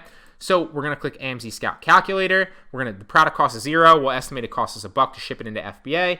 Our product price is $60.85 if we match the used buy box. So that means our profit per unit is $42.86. So that means $42.86 now. And this last one better be really, really good. So that is Loom Knit Disc, whatever that is, Dishcloths. That's a weird book, but okay. Used buy box price is super low for $488. So I already know that this is a bad lot because literally you're paying $400 and you're getting $72 back on profitable books that are going to sell fast. Now, if these were lower ranks right here, let me just show you for an example. You're going to actually lose money on that last Loom one because it was $4, and after fees, I think you might end up like netting $1, or it's not even worth checking. So this used buy box is $15.29. This isn't even a good buy right here. Now, what's the deal with all the rest of these? This is $240. Now, you're not looking necessarily for an ROI on these, but if this is $240 and this is $178, you want to figure out what your profit margin is potentially. So used right here, it looks like the lowest right here is $13.55, so that might add up to like another $5 profit. But this is looking, more and more like it's a bad product purchase. In no way, shape, or form would I spend $400 to get 72 quick guaranteed money back. That's an example of a bad deal. But you get the picture, guys. You can scan through, literally download the lot manifests and use this to scan through all the lots very, very quickly. Add up your potential profit margin, figure out what offer might actually work for you, and then literally you want to see like maybe if there's 70 items in the lot, for example, you want to see that like 10 to 20 of your items are paying for the lot, right? Because then if that's happening, or 10 or 20 of your items are even profitable on the lot, then you know that you have 50 other items that you're getting for free that you can either sell back on Amazon and wait on them to sell and make the margin slowly, and then obviously it's just free money, or you can sell them back on eBay, Poshmark, and Mercari as well. Obviously, these are books, so they wouldn't flip well on Poshmark, eBay, and Mercari. Maybe on eBay a little bit. But if they were other things, other lots potentially, like, clothing or electronics or home and garden or anything like that, then obviously there's going to be a potential market for them on eBay, Poshmark, Mercari, okay? So by utilizing this software, you can first identify that your pallet, is profitable by, X items, right? So, for example, if we went through like a lot and we figured out, okay, let's pull up a clothing lot right here. And we figured out that, okay, this clothing lot right here is 120 with 23 units. I did my product research. I downloaded I exported the Excel spreadsheet, put it in Scan Unlimited, and I figured out that of these 5 products, because the one has a quantity of 10, the one has a quantity of 9, maybe these 9 right here and these 2 right here pay for the entirety of this lot, right? Maybe I'm at like 120 profit margin on these 3 right here, and then I know that I'm getting these 2 right here, 10 of this and 1 of this for free. Then I can obviously resell these back on Amazon after I basically net my net zero on selling these and buying the lot. And I have these products right here and these products for here to either resell back on Amazon or resell back on Poshmark, eBay, and Mercari for free. So that's how I would approach it. Obviously, you can sell them all back on Amazon if there's a sales rank for them, and if there's demand for them, and if there's a profit margin to be made. Also, always make sure that you can sell them as well, okay? So keep in mind that you can negotiate. That's the key takeaway. You want to use Scan Unlimited to scan through, individual items, obviously, but you can also, like I just showed you, use it to scan through lots to make sure that they're profitable to resell back on Amazon. It's a complete freaking game changer. Then you want to add up the potential profit on all those specific items when sold. Start adding up your profit and see what the pallet is actually worth to you, right? See if it's worth buying and if it's profitable. Then remember, like I said, negotiate. Don't just settle and add to the cart. You can always make offers on these. So use this software, guys. Scan Unlimited is a game changer. Remember, promo code GARA, that is my last name. It is directly above. Through the affiliate link, you can get half off the unlimited package. Start scanning lots. Start scanning individual items. Start scanning wholesale products. There's so much profit to be made. Try it. You will see that it works for you, and then it will inspire you to scale it up. Now, I've already showed you how to go through a site like 888 Lots, right, and source individual items, kind of like coupon websites, right? Now, these are liquidation pallets a lot of times with 888 Lots, and you can also source individual items from those pallets potentially, although you do have to hit the threshold of $100, right? So you can't go through and buy like, a dollar item. You need to rack all those dollar items up to hit 100. What I personally like to do is I like to mix and match, right? So I'll order like a pallet or two, and then, as you see here, like I'm going to run through here in a second, you have this pallet right here is like $18 for 46 units right here, or 46 items, and it's 39 cents a unit. Same thing with this one, $8 lot price, 46 items, 17 cents a unit. So if you look at these, and I'm going to show you examples of these here in a second, they're jewelry, so a lot of them actually don't sell well back on Amazon, and I'm going to show you how to do the product research in this video, show you how to find profitable products and profitable pallets. I'm going to show you an example of a profitable pallet that I'm about to buy as soon as we're done this video. I didn't plan this video. I was literally sourcing through like I would any other morning, and I was going through 888 Lots to buy my own pallet, and I found a great example of a pallet where you can basically pay for the pallet in one of the items, and then you have like 50 other items or 60 other items. 106 other items. Here's the example here in a second. We're going to talk about it. So you're going to pay for the pallet and some with one of the item things, and then you have like 100, or there's 15 of a quantity. Sorry, I'm doing a bad job of explaining it. But so with 15 of a quantity of one of the items pays for the entire pallet right here of about $300, and I'm going to show you that example here in a second. And then I have the rest of the items, whatever that is, like 95, 96 or whatever, to pay for the entirety of the lot. I think I did bad math there, but you get the picture. It might be like 90 units, whatever. So what I'm trying to say is what I like to do is I'm going to go through, because I have to hit that $100 threshold to initiate the shipment, right? Is what I'm going to do is I'm going to order this pallet. I'm going to show you how I figured out that this is a profitable pallet that I want to go ahead and buy. And I might also add this pallet right here to it. It's $18 with 46 units. And I also might add this one right here. I want to look into them a little bit more. Now, if you see here, if I pull these pallets up, and another thing I like to do too is if I order this pallet and I order this pallet and I order this pallet, what I'll also do is to hit, because I've already hit that $100 threshold, I'll come into individual items as well, and I'll source through some of the individual items to see if there's any great individual items right here that I can also add to my pallet to make more money. That's what I like to do. If you just want to go through and source pallets, you can do that. If you just want to go through and source individual items, you can do that as well. But that's just what I like to do. I just like to get the most bang for my buck, because if I know if I'm paying $288 for a pallet and I'm already initiating that shipment threshold, I might as well capitalize on all the other ones that I can, because if I wanted to come through and just buy this pallet, I couldn't, right? Because it's only $18. I still have to hit, 72 or whatever the rest of that is, 82. I can't do math today for some reason. So I'm going to show you examples of pallets. If I were to source through this jewelry pallet right here, look, I'm paying $18 for the entire pallet. I'm getting 46 units, and believe it or not, these have been selling really, really well as long as you have like a good listing. And that's the benefit of these pallets, is they show you the ASIN, so you can take that ASIN and literally take the listing, all the good pictures, which are going to help it sell better on Poshmark and Mercari. And then as soon as you have a good listing, you can list it on Poshmark and Mercari and make like $5 to $10 profit margin on a lot of these jewelry items. Now, they don't sell well back on Amazon, as you see here. This is like $1 million or whatever. $1,174,000. So that's obviously not selling well back on Amazon. And that is the case for a lot of these jewelry items. They don't sell well back on Amazon. But if you're getting them at whatever it is, it's 17 cents a unit. You're paying pennies, literally pennies for this. and then you can flip them back on Poshmark and Mercari for a profit, and you're getting super cheap inventory. It might take you, a week or two, maybe a month to get all your money back, but then once you get your money back really fast from those, then it's just profit for the next couple months on the rest of those items. So that's just something I like to play around with. Let me show you an example of a pallet that I identified is a good pallet. Not talking about the jewelry anymore, okay? That's just a little side note, a little side kind of bonus tip for you. Not talking about the individual sourcing. That's just a little side tip, little bonus for you. What I was actually doing this morning is I was looking through some of the fixed price lots right here, and I wanted to basically identify what was a good fixed price lot and which ones I should source. Now, what I like to do is I want to go through the lots, and this is an example of one right here. It's $288 to my door. I think that doesn't count shipping. The shipping might be like 30 or 40 bucks, or it might be 20 bucks, depending on how much it weighs.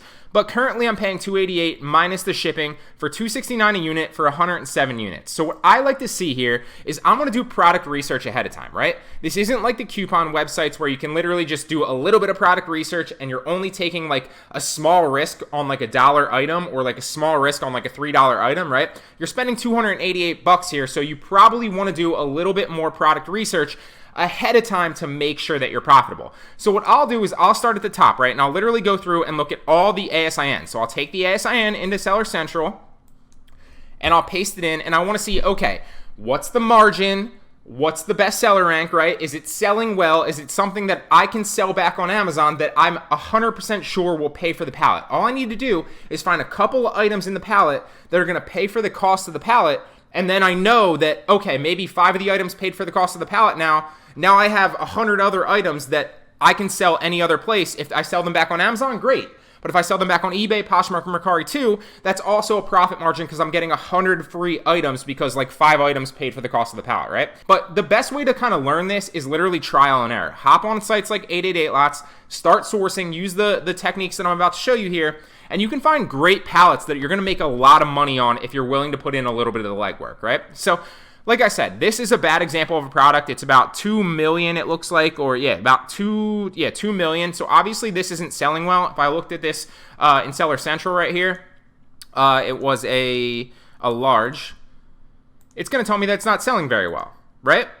So yeah, it sells for $95.75, but it probably doesn't have a bestseller rank. It's probably not very ranked. Look, almost 3 million. So clearly that's not selling very well. So I can't bank on selling this back on Amazon. Obviously I'm getting one of these, so I'm getting a quantity of one of these, so I could sell this back on Poshmark, eBay, or Mercari for, 50 bucks, 60 bucks, 70 bucks potentially, and eventually it probably will sell because it's a high quality item. It's a jacket, and it's currently August. I know you can't see the date because my head's in the way right now, but it's currently August 9th, so we're moving into fall and winter, so a lot of these jackets will sell very, very fast on Poshmark, eBay, and Mercari. It might take a month and a half to sell them all, but eventually I'm going to recoup my money. So all I really need to find in all these items, and you get all the information right here. How many pieces, so how much quantity, what they're ranked in the categories, so you can do some research, right? What they sell for on Amazon, what you're paying for them, and obviously you can't individually buy these, so the cost to you doesn't really matter. What you care about is the cost per unit up here, so the average unit price and your total price and how many units are coming in the box, right? So all I need to find is 1 or 2 unit things right here that are going to pay for the cost of the pallet, and then I have the rest of these items to sell back on Amazon, eBay, Poshmark, Mercari, whatever, for 100% profit. So if I sell them back, if some of them can resell back on Amazon, then great. If not, then, well, I can sell them on other sites and still make 100% profit margin. So let me show you the one example, because like I said, I was doing product research ahead of this video. I didn't plan to actually film this video, but once I saw a great example of a pallet, I was like, okay, I want to use this as an example so that other people can see there are great pallets on this website if you're just willing to do some of the product research. And I was probably doing product research for like 15 minutes. It wasn't long. Boom, found a great example of a pallet that I can resell. So let me show you what I mean. So here's the item. I was sorting through and I'm trying to find an example of an item that is literally just going to pay for the entirety of the pallet. Now that might be one item, as it is in this case, like I'll show you, or it might be like a combination of like 4 items. And as you see here, I usually have my calculator up, so I'm like adding it up. So I'm like, okay, that's $50 profit on that item. That's, maybe $45 profit on that item, and then another $70 profit on that item. That puts me at $165. So now I still need to make like another, it was $288, so I still need to make like another $120 to be profitable, and then see how many items I have left, right? But I don't have to add up all those numbers because this item right here will literally pay for the entire pallet by itself. So 15 pieces. I'm getting a quantity of 15 of these hats, right? Let me take the ASIN into Seller Central, and I'll show you what I mean. That's not the ASIN, that's double ASINs. So this pops up and it shows you it's 186,000 in close, right? So let's pull up the product, and I can sell it as new, collectible, or used conditions. So let me show you an example. And what size was it? It was an extra small. So extra small. And look, it's selling for $28.99. So we can assume that, let me show you the example of the bestseller rank really fast. So 192 in clothing, shoes, and jewelry, which is a big category. It's selling about 2 a day or about 60 a month. So eventually, if I have 15 of these, it should take me, if it's selling 2 a day, it should take me a little bit over a week to sell these. I like to usually take a conservative estimate. So I'm going to assume that it's probably only going to take me maybe 2 weeks to flip all these, and then I made my money back on the pallet, and I literally have the rest of these to sell for 100% profit margin. Look, this is worth $32, $17.50, $17.50, $20, $30, $30, $26, $50, $50. And look at all these high quality things that are brand new that I can flip back on Amazon, eBay, Poshmark, or Mercari simply because 15 of these hats paid for the entirety of the pallet, right? So look, there's only 2 other sellers, so I'm not really competing with anybody. One of them is Amazon. One of them's Amazon and one of them's Z Financial LLC, and they both have them listed fairly high, so I could clearly sell this back on this listing very, very quickly. I'm going to take the conservative estimate and say, maybe 2 weeks it would take me to sell these, but that's going to pay for the entirety of the pallet by itself. Because look, even if we assume that maybe we only make $20 after Amazon fees on this, 20 times 15, because remember there's 15 in the pallet, right? 20 times 15 is literally $300 profit, right? So $300 literally pays for the entirety of this pallet, which is $288. So now I'm positive on the pallet with one item, wherever it is. I'm positive on the pallet literally just by selling these 15 right here. Boom. And then I can sell the rest of these back on Amazon if I can sell them back on Amazon. So to give you an example, maybe this is a good Amazon product, maybe it isn't. It says it's 1,500 roughly in its category. But even if I can't sell them back on Amazon, it's still 100. What is that? Let's do the math so that I can stop guessing right here. There was how many? 107 in the pallet minus 15 items, because that's what we're saying is going to pay for the pallet. So literally 92 high quality jackets, coats, and shirts that I can sell back for, a ridiculous profit. Now, let's assume that I make $10, which is super, super low, because keep in mind, a lot of these are worth a lot more money than that. You have like a bunch of jackets in here. Let's just assume like $10 profit margin on that. So 92 times 10 is obviously $920 profit off this pallet. And that's just assuming that. So let's assume very, very low, a $5 profit margin. It's going to be a lot higher than that. So $5 profit margin on the rest of those 92 still makes me $460. Now, if we sold them all for like 20, potentially, that's probably a little bit high, but let's just do the math because I like playing with numbers. Then that's $1,800 profit in this pallet. Obviously, as you see here, it's telling you that the estimated selling price on Amazon is that, the retail price is that. I never pay attention to these numbers, but they're just a little bit of encouragement. Now, this is a great pallet. I'm going to go ahead and potentially buy this pallet after this video. But you guys, if you hop on 888 Lots and you source some of these pallets and just do a little bit of product research, you're going to find great pallets that are going to pay for themselves time and time again.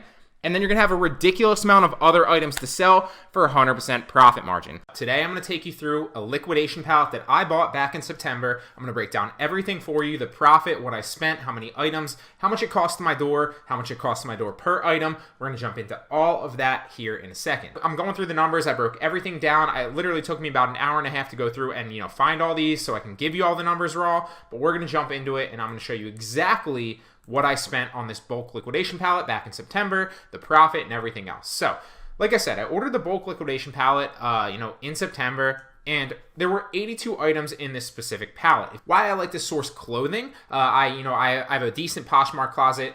Clothing sells well on eBay. It also sells well on Mercari here and there, certain clothing items if you can get views and eyes on it. It really pushes fairly well, especially if you use Poshmark like I talk about with all the sharing tactics. But I like to push clothing because, I don't like to go after any of the high margin, electronics because there's just high risk involved. You can get damages, it can get damaged damage in shipment when you ship it out to a new customer, whether you're selling on Poshmark, Mercari, eBay, Amazon, or whatever. And we're going to go through all those here. I sold items on all of those platforms. I'm going to talk about them here in a second. But I just like to source close. I talked about that in the last video of why I like to do them, because I feel like their margins are high enough, they push relatively fast, and it's a great business model in my opinion. So the cost for the overall pallet for those 82 items was $110. The ground shipping, which on bulk you can only get $30 ground shipping, so that was 30 bucks. Total cost to my door for that actual pallet of 82 items was $140. So that means that the cost per item to my door was roughly $1.71. So that means that if I can flip, all those 82 items back on any of those marketplaces online for over, maybe $3, because you got to account for fees and maybe some shipping, maybe $4 for the sticklers out there. You obviously, if you can sell them for, $5-6, then clearly you're going to make your money back. If you can sell them higher, it's obviously profitable. So I'm going to break down all those numbers, but there's always one person that has an issue with a number here or there. So cost of my item per door was $1.71. So what exactly came? What did I buy? I told you it was clothes, but what do you look for? Now you can buy, a liquidation pallet full of just a bunch of different things. So some of them are brand new, some of them are used, and some of them might be customer returns. But with those types of things, you're also, not mitigating your risk. There's higher risk there because you're not sure if they're new, you're not sure if they're damaged, and you're not sure exactly what you're getting. So I like to go after brand new shelf pulls or, anything that's new, anything that says new. I don't source things that are used most of the time. I might look into that a little bit more if I find a good pallet where I'm buying something for like 89 cents. I saw one the other day on bulk that was literally like 50 cents per item. A lot of them were used in customer returns though, so that's a major red flag. But high risk, high reward, I guess. I just like to go after the brand new shelf pulls. So I got 82 brand new shelf pulls, obviously. Now, initially when I sorted through really fast, and it took me like 2 hours to list all these on all the websites because I'm pretty good at it and pretty fast. Just pop in the headphones, listen to some music. I think I actually, I was listening to like Young Hustlers, Grant Cardone, to kind of inspire me to list all these things so I can make more money while I was listing them. Literally probably took me like 2 hours, I think. Didn't take me very long. And when I inspected all of them, one of the shirts was actually ripped. So there's two ways that you can go about that if you get a couple of different things. If you're buying brand new, bulk actually insures that, and I believe Smashlots does too. So you can actually return that for your money back. But since it was one item, I didn't want to go through the hassle of shipping it back in and waiting for my $1.71 or whatever it was. So I just ate the cost and I threw it out. It wasn't a big deal to me. So that means that we're down to 81 items total. So what actually came? What brands? There were all sorts of things. There was like hats. There was one pair of shoes. I still haven't sold that, believe it or not. It was kind of it was like a weird brand and I didn't recognize it. So it wasn't like a high brand name shoes. Like I said, there's a bunch of hats, a bunch of shirts, about 10 to 20 pairs of jeans. There's a lot of jeans. So there's a lot of great stuff in there. So we had a lot of men's clothing, men's brands, and I like to source men's brands. Believe it or not, women's brands sell a lot better on Poshmark just because there's a lot of women on Poshmark. There's not as many men. So if you're selling women's brands, there's a higher customer base percentage to buy those actual clothes. But I like to source men's brands from time to time because I know a little bit more about them. And, the majority of stuff that I've sold in the past on my closet has been men's stuff. So I know that a vast majority of my followers and the people that I share with on that actual site on Poshmark are men and are looking for that. But that's just my specific take. Like I said, women's clothes actually sell better, and I sell them too. But I sourced a pallet that looked like it had a bunch of men's designer brands in it. So we had Izod, we had some Mark New York, we had some Dockers, the jeans, I think like 10 to 20 pairs of Dockers, and some Aline Fisher, which I didn't know was a brand, but apparently it is. It's a women's clothing brand, and some other stuff in there mixed and matched. But that was the main stuff of the overall brands that you might know of. So it was mainly men's brands and clothes. My Posh, like a closet said, like gears towards more in men's clothes, and that's why I sourced that way. But you don't have to. But like I said, also women's clothes sell faster on Poshmark. So if you're not, you can't find a men's or a women's clothing, it's same relative overall, method with either one. And same thing goes with eBay or Poshmark or Mercari or Amazon. They're all slightly different, so use them all. They're just a different tool in your tool belt, but it doesn't really matter as long as you can get them very, very cheap. So where did I sell them? What are the numbers? Well, Like I said, the majority of things that I sell and do online arbitrage is coupon arbitrage, which is my entire online arbitrage pro basically teaches coupon arbitrage with a little bit of this stuff mixed in here and there. But I sold the majority of them back on Poshmark because I have a big Poshmark closet and I can move them pretty fast on Poshmark. So remember, guys, I sourced this back in September, so it might have been delivered by November. So we're talking November into December and December into January, so 2 months. So on Poshmark, I sold 29 of those items for a total profit of $204, which turned out to be an average of $7.03 profit. Now, this is not revenue, guys. This is profit, okay? So this is not what I actually sold it for. This is the profit. And on Poshmark, you know the profit because it takes out your fee initially and it takes out your shipping. So whatever you get paid is the profit. On Amazon, obviously, same thing. You're going to see your fees. You're going to get the shipping negated if you're merchant fulfilling it or if you're sending it into FBA. You're going to know your profit. On Mercari, you're also going to know your profit because it takes the fee away, it takes the shipping away. Whatever you get paid is your profit. It's easy to calculate those things. On eBay, however, obviously I can check the majority of the profit. That's why I wrote profit estimated, but I still haven't factored in any of the eBay fees that they sent me for the shipping because eBay does it weird for some reason. They send you like a bill for your eBay fees and then they send you a bill for the shipping fees. I don't know why, so I haven't factored in the shipping, so it might be a little bit less, but that's just profit estimated. I think I took a little bit, just a cut of that to estimate what I thought it might be. But like I said, the majority of stuff I sold on Poshmark. So $204 total for 29 items, average of $7.03 per item profit on Poshmark.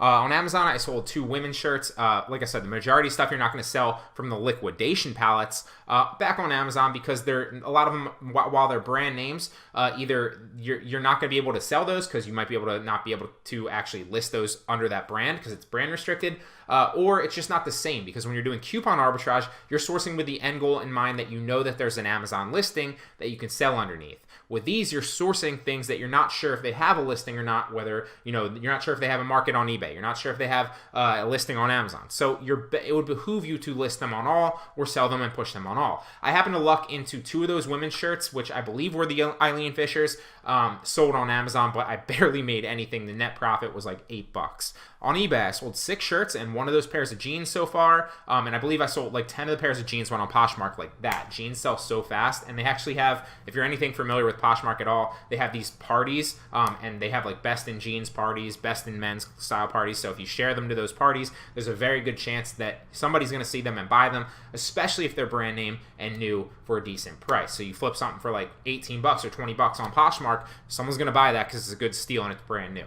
But with eBay, I only sold 1 pair of jeans and 6 of the shirts over that like roughly 2-month period. I'm not sure exactly when it got delivered. I didn't check that. And obviously we're looking at the 16th. So this is still ongoing. And we're going to talk about all that here in a second.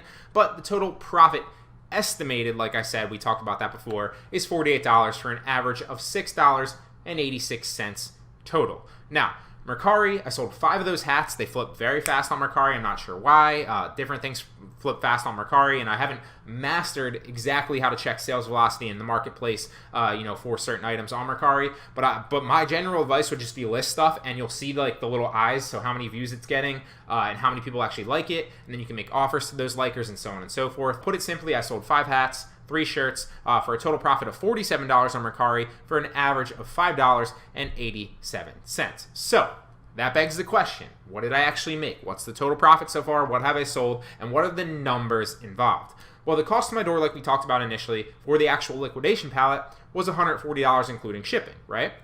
The total profit for all those items so far, tallied up right here, is $307. So the overall liquidation pallet, if you take my profit minus the liquidation pallet so far, is only $167. The total items sold so far, plus if you include the 1 damaged, which I just ate that cost, it's whatever, it's 1, were 47 of those items. And remember, I think it was like 82 total. I think it was 82 total. I don't remember. So brand new new items still sitting in Poshmark, Mercari, and eBay. Like I said, I don't really list them on Amazon. I only check here and there by scanning the actual label if you can sell them on Amazon and if there's a marketplace for it and if there's a profit margin there. So there's still 35 items sitting on Poshmark, Mercari, and eBay all ready to sell. Now, they're not all on each marketplace, but a vast majority of them are on all three. The majority of them, I believe all of them are on Poshmark. They should be at least. I believe all of them are on Mercari. They should be at least. And with eBay, I think there might be like 10 to 15 of them on eBay. Some of them I checked the marketplace really fast and saw that there wasn't, like, they never sold before or anything like them had never sold before. So I didn't bother to waste my time listing them because eventually they'll sell on Poshmark and Mercari. Either way, eventually they definitely will sell on Poshmark, but it's just something to keep in mind. So total overall profit after spending it was $167, but I still have 35 of those items ready to sell, and I'm sure they'll sell within the next month or two max, and I'll make that money. So assuming the same average profit, so if we take my profit overall for the items that I sold was $307, 46 of those sales so far, didn't need to do that, 46 of those sales so far equals an average of $6.53 profit per item. So if we assume that I'm still going to sell those remaining 35 for that same average profit for $6.53, that's a grand total of $228 profit still left on the table that I'm open to making. Now, it might be a little bit less, it might be a little bit more. We're not sure. We're just taking the average profit, guys. So what does that actually mean? Well, the total estimated profit for all of it all together, obviously, overall sales minus the liquidation pallet cost of $140 would be $395 overall, which means for a total overall, if I sell everything like that, like I said, it would be $535, which is actually less than when you buy things on bulk. If I open it real fast, and you come into the categories, let's go to like apparel and accessories, which is exactly how I went and sourced it. So you'll see here it says like price and then at original retail price, or what the MSRP is, what it suggests. I believe it was closer to 1,000, so I only sold it for half of that. But I could have sold it more if I wanted to wait. I just pushed them fast to make my money. So you can obviously wait on products for higher profit margin, or you can push the sales faster. And obviously you can prompt sales on Poshmark, you can prompt sales on Mercari, and you can drop the price when you have likers on eBay or people following your listing on eBay to prompt sales as well. You don't have to do that if you want to wait for a higher profit margin, but I just like to flip them fast. So like I said, the total estimated profit if I sell for all those is $395. So what does that mean? I spend $140 on the liquidation pallet to my door. I turn that into $535 after sales, hence the $395 overall profit, right? So that means that is a 282%, roughly 282.14% return on that initial investment of $140. So that is a ridiculously high return on your investment. I've been investing in the stock market lately, and while it's been going up slowly a little bit and it's slightly passive, it's not slightly, it's definitely passive, obviously. It could go up or down.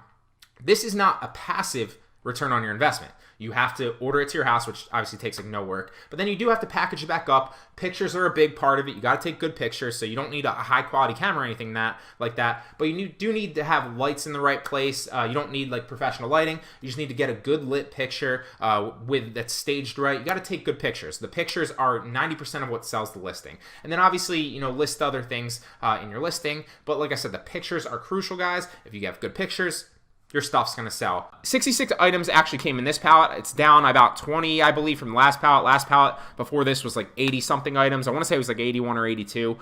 So this was 66 items came. The cost of this pallet was a little bit cheaper. It was $108 to my door. The shipping on bulk is always $30. And the cost to my door total ended up being $138. So if you factor that in, 66 items at $138 means each item cost $209 to my door. Pretty cheap, pretty good if I can flip them and get a good return on my investment. Because look at anything else. A lot of people drop ship off AliExpress or buy AliExpress products and flip them back on eBay or something like that. And that can work for sure. But look at your shipping times. It gets, if you're drop shipping, for example, it's gonna maybe take 2 to even 4 weeks sometimes to get that product from AliExpress. You're also a lot of the times paying more than $2.09, so you're gonna be paying a lot more, and the quality of the product is a lot lower. So with these, you're obviously a lot of times getting brand name products. A lot of them are new if they're shelf pulls, like we're going to talk about. And for $209 to your door, that's a really great price. You can't beat something like that. So I highly recommend this. Like I said, it's a little bit more longer term than the coupon arbitrage, about a month or two to see your money back. And then obviously, depending on how fast you're going to sell them and so on and so forth. There's a lot of different factors that go into it. But it's a great way to make money online flipping products with online arbitrage. So what actually came, we talked about 66 items in this actual pallet. They were brand new shelf pulls. That's what I always recommend that you do. Now the margins, you might get tempted by higher margins on some of the used products, or even if you buy a pallet where you're unsure of, half of them could be used, half of them could be new. There looks like there's great margins there, and you can go that route if you want to, higher risk, high reward. But I like the brand new shelf pulls. You're paying a little bit more to your door, but $209 to my door is still pretty cheap in my opinion. And you're getting brand name products that are brand new, that a lot of them still have the tags on them, so you can sell them at retail price and sell them as new. So 66 items, like I said, brand new shelf pulls. A lot of the brand names that you might recognize in this one. So we had some Skechers shoes. They were if I remember correctly, I literally just sold them like a week ago on Poshmark. They were like terrible Skechers shoes, but that's a brand name, so you can get away with obviously pushing Skechers. It's a brand that's going to sell, that people are going to recognize. Some Massimo hats, some Massimo, I think, shirts, if I remember correctly. A New Day and Universal Thread, just some ones that you might recognize that are brand names from the actual liquidation pallet. So, like I said, shirts, shoes, hats, flip-flops. I believe there were Massimo flip-flops in there too, and I think that was the highest highest profit margin I made were on the flip-flops. Anyway, so where do I sell these items? Like we talked about before, I always like to sell these and push them. You're not flipping them on Amazon a lot of times, because it's not something where you can check the sales velocity of a listing, so you're not relisting under that listing. You can get away with listing some of these on Amazon, excuse me, if they're brand names and there's already a listing established. However, in my opinion, you're going to get a higher profit margin, and it's going to be a lot easier to flip these products specifically on Poshmark, eBay, and Mercari. So 16 of the total items of the 66 I sold on Poshmark between December 3rd or whatever it was till now, which is, I think it's January 18th, so a little bit over a month and a half.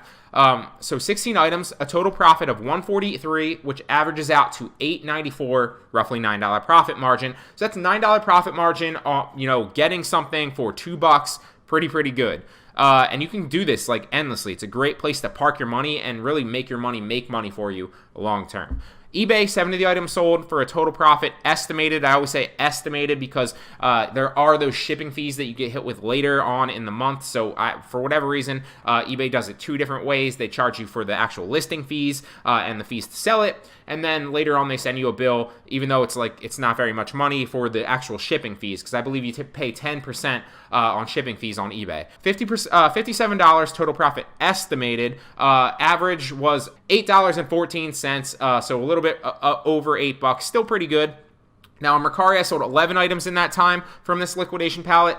The total profit there was $73 for a little bit less of an average, but hey, still pushing items for a profit. $6.63 per item on average on Mercari. So that begs the question, what's the total profit so far? What did I actually make? Let's break down all the numbers, right? That's what we're all here for. So the cost of door, like we talked about, for this liquidation pallet was $138. The total profit that I've sold so far, if you tally up all those numbers from the last thing, is $273 total profit, which means that the overall profit so far, and keep in mind that I've only sold 34 items of that actual 66 so far because it only has been like a month and a half, the total overall profit, if you take the cost of my door and the profit that I've sold so far, is $135. So that means in a month and a half, I turned my, so far, I turned my $138 into another $135 and $138 payment back, if that makes any sense. And I still have 32 items right here listed on Poshmark, Mercari, and eBay ready to sell. So I've made $135. And I still have 32 items waiting to be sold that are going to make me more money. That's why I recommend this is more of a long-term thing to kind of park your money. And, while you're ranking your accounts, you can be flipping products and making more money and have your money make money for you. So that, assuming the same average profit, so if we take that profit from the total items that I sold so far, 273, and we have 34 sales overall, which is how many I've sold, that averages out to about $8, a little bit over $8 profit. And remember, guys, this is profit. This is after all the fees on Poshmark, all the eBay fees, not counting the shipping fees, and after all the fees on Mercari, because you can see the Poshmark fees, you can see your take-home pay on Poshmark. You can see the fees on Mercari, you can see your take-home pay on Mercari. eBay, you can obviously do that, but you're going to have to wait for the shipping fees if you get hit with that later on in the month or at the beginning of the next month. So that averages out to about $8 profit per item. So if we assume the same profit, we have 32 items left, right? We're still sitting in eBay, Poshmark, and Mercari. which means that if I assume those 32 items sell for that same average of about $8, that means I'm still going to make, on top of the 135 profit that I've made so far, I'm still going to make another 256.97 in profit if all those items sell. Now, it might take, they might sell within a week. They might sell within 2 months. It depends, obviously, item to item and the demand on the certain marketplace, but that's just a general rule of thumb. Most of them will probably sell within a month or two max from now. So that money's obviously coming into me, but I've already profited off this pallet. So the total estimated profit altogether, this is the profit, guys, not the actual money that I made. So I get this plus the original 138 that I purchased back, right? So the total profit after spending the 138 was $391.97. Pretty good return on my investment, spending 138, getting that 138 back, and then making another almost $400 in maybe a month and a half, 2 months, 3 months max. Pretty good. So if I spent 138 to make $529.97 total, right? That means that that's a 284 return on my investment in about 1 to 3 months on average, because it's been about a month and a half if we, assume that we sell those same amount of items, so I think it was 34 and 32 in another month and a half. The max it's going to take is 3 months to make that 284% return on my investment. Now, I've been really into investing lately. I've been parking a lot of my money in dividend stocks in the stock market that are like blue chip stocks. So, your big businesses that, have proven long-term business models and hopefully stay there because my money's in them for the long haul. And, my money will make money and also pay me dividends every quarter. Some of them are monthly, but there's no investment that I know of where you can basically buy something and get a 284 return on your investment in 1 to 3 months. So is this a scalable business? Potentially, you're not going to be able to buy 100 liquidation pallets and list them all because it's going to take a long time. But it only took me about maybe 2-3 hours max to list all these items on all 3 of these websites, Poshmark, Mercari, and eBay, and make that, turn my 138 into $529.97.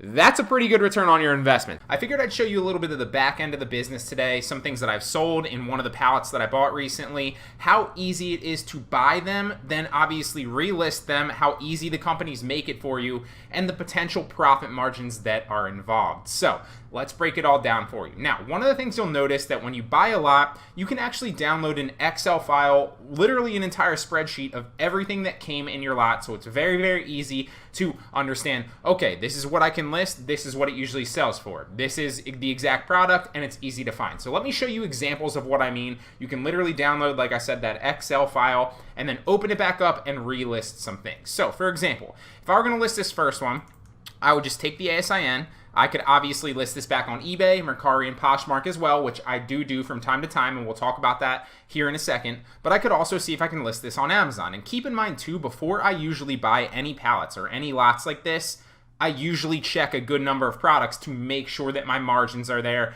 make sure that I can sell some products, because you can always usually see most of the time what you're getting ahead of time. So I'm going to take this into Seller Central and check the product. Can I sell this product?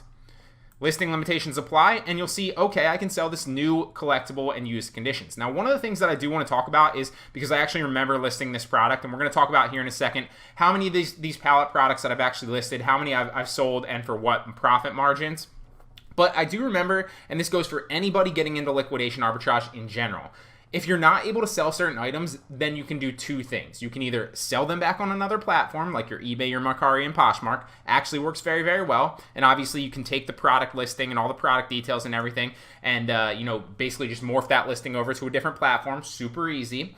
Or you can also request approval, because if you have the invoice from a legitimate manufacturer, 9 times out of 10 you can get approved on Amazon for that. Now, sometimes there are certain stipulations. You might need authorization from the brand owner, but most of the time, if you have the legitimate invoice, you can get accepted. Now, often too, you might need, not all the time, but you might need multiple quantities of a certain item from the manufacturer, but that's a rare occurrence. It doesn't always happen. So what actually happened is I was not able to sell this. I've already listed this, obviously, but I wasn't able to sell this initially. I was only able to sell it in collectible and used. So what I did is I simply requested approval, gave them the invoice, and boom, now I'm able to list it as new.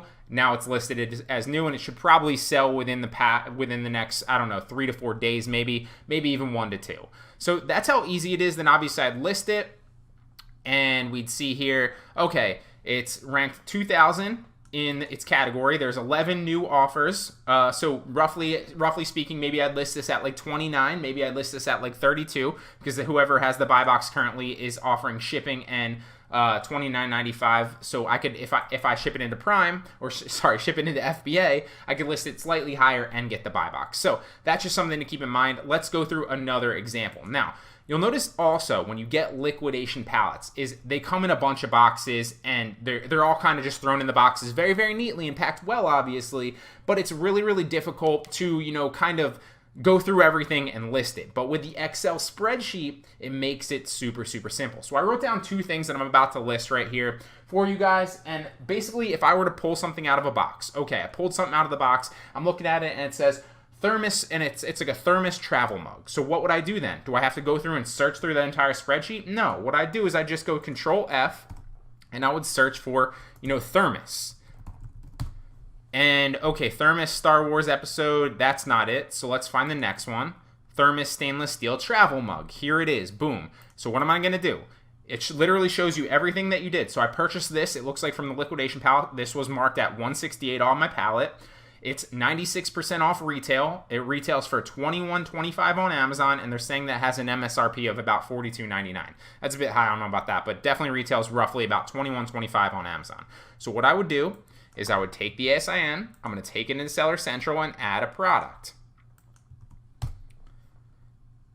And boom, there we go. We can add the product. So we can sell it as new, collectible, used conditions, list our own. Then obviously you see here it's about 15, a little bit under 16,000 in its category, so it should sell pretty quickly. Now, I'm not sure exactly what that would sell for. If we click sell ours, looks like this is roughly, so I could ship this into FBA and list it at about maybe 20 bucks, maybe like 18, flip it that way, maybe make like 10 bucks on this. So that's a pretty solid one as well. Now let's go through one more before we talk about the actual margins that I made, how many of the actual pallet that I'm talking about here specifically that I've sold, and that you can obviously replicate that process. So I'm pulling out something out of the box and it's like a sprout garden. So what do I type in? I would type in garden maybe, or I might type in sprout. Handy pantry sprout garden. Here we go. So it looks like I bought this in the pallet for one of the units for $191. Sometimes there'll be a 2 here. Like you'll see here, I got the Anchor stainless steel flask, 2 of those, and I actually sold these on Mercari, both of these as well, which is something we'll talk about here in a second. Then what I would do, I'd take the ASIN, take it into Seller Central, add a product, and boom, new condition, list yours. Now you'll notice this is also a pretty solid product. 85,000, 86,000 roughly in its category. If we list this, it looks like the list price is about $39.95, and there are no current offers. So if we went into, let's check the product detail page out first, so see what it sells for. There's no offer. So right here, you'll notice that this is an issue that you might find if you're listing liquidation pallets. All right, nobody's currently listing this, so what do I sell it as, right? Well, what you're going to do is you're going to take the URL, you're going to take it into camel.com to see its price history and see what it usually sells for. Because clearly whoever was selling this, sold out of their last unit recently and hasn't stocked it yet. Hasn't restocked yet. So what it usually sells for is, it looks like it's been roughly since about November, it's been about $16.88. This is a weird one because usually it's like up and down. You'll see like different price discrepancies, but it looks like this hasn't changed too much. So what I would do is I'd probably list this underneath that. I'd probably go like $15.99, list it, see how, oh, that's the quantity, Brian. What are you doing? $15.99.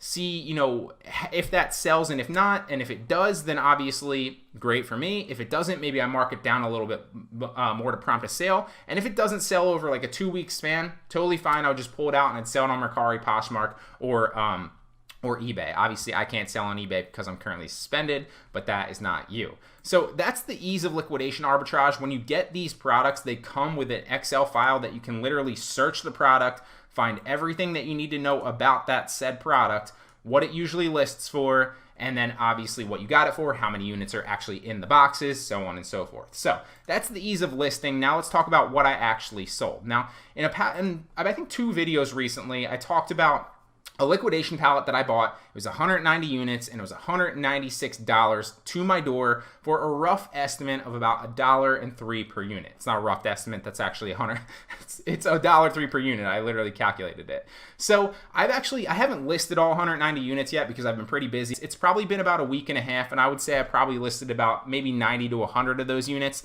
55 of them have sold in about a week and a half, and I'm already netted a profit with about 135 units left to sell. So let's run through all the numbers here so you can see how profitable this is, how fast I got my money back, and how much more I can expect to make, and then obviously how you can replicate it. So I sold, like I said, 55 units so far. 38 of those, and I literally just went through this about an hour and a half to try literally tally up all these numbers for you guys. 38 of them sold on Amazon in this past week and a half for a total profit margin of $278.11, or roughly $7.31 per unit. Now, 5 of them sold on Poshmark, and especially now with Poshmark, they actually recently launched the new home goods section. So it's not just like clothing, it's not just clothing and accessories. Now you can list a number of these other things like in the home goods section. So for example, that sprout garden, you can list that in home goods. That thermos, you can list that in home goods because obviously it's like kitchenware or anything like that. A number of things you can list on Poshmark now, so that is a freaking gold mine. Very, very excited about it, and I know they have a plan to expand their categories going forward. Also, 5 of them sold on Poshmark for a $23 profit margin, or $4.60 per unit roughly. And then 12 sold on Mercari as well for a total profit margin of $48 even, $4 per unit roughly. Now, keep in mind too that I'm taking offers on a lot of these. So on Amazon, not only am I listing them lower a little bit to get the buy box and sell them faster, but on Poshmark and Mercari, I'm also taking offers. I'm also promoting them. So I'm selling them a lot lower most of the time than I potentially can. So I could probably double my money if I was willing to wait a month or two, but obviously I want to flip it fast. I want the money fast. So that's my particular strategy here. You can obviously be more patient if you want to, or you can do it my way. It's up to you. So these numbers are a little bit lower. Just keep that in mind because I'm taking offers and I'm also listing a little bit lower to steal the buy box initially from whoever has it and then sell my unit faster. So grand total of that's about $349.11 profit margin when you add all that up. Now, if you take out the fact that I spent $196 to get the pallet to my door, that means so far I've made a profit of about $153.11 total profit, with 135 units still left to sell. Now, keep in mind too, I have not listed all 190 units. Like I said, I probably listed like 90 to 100, so I still have about half more of the pallet to list. Now, if you guys are doing this full time, and obviously I do this full time, but I also do like content, and I also have been working a lot on the back end of my online arbitrage pro course and stuff like that. So if you guys are doing this specifically and you're trying to scale up, there's no reason you can't list 190 units in a day if you really want to, or like 2 to 3 days. Now, it's been a week and a half. I've only listed about half of them, but I am very busy and I haven't got around to it. But obviously, it's still working very, very well for me. So still 135 units left to sell, but total profit margin so far, like I said, of 153.11.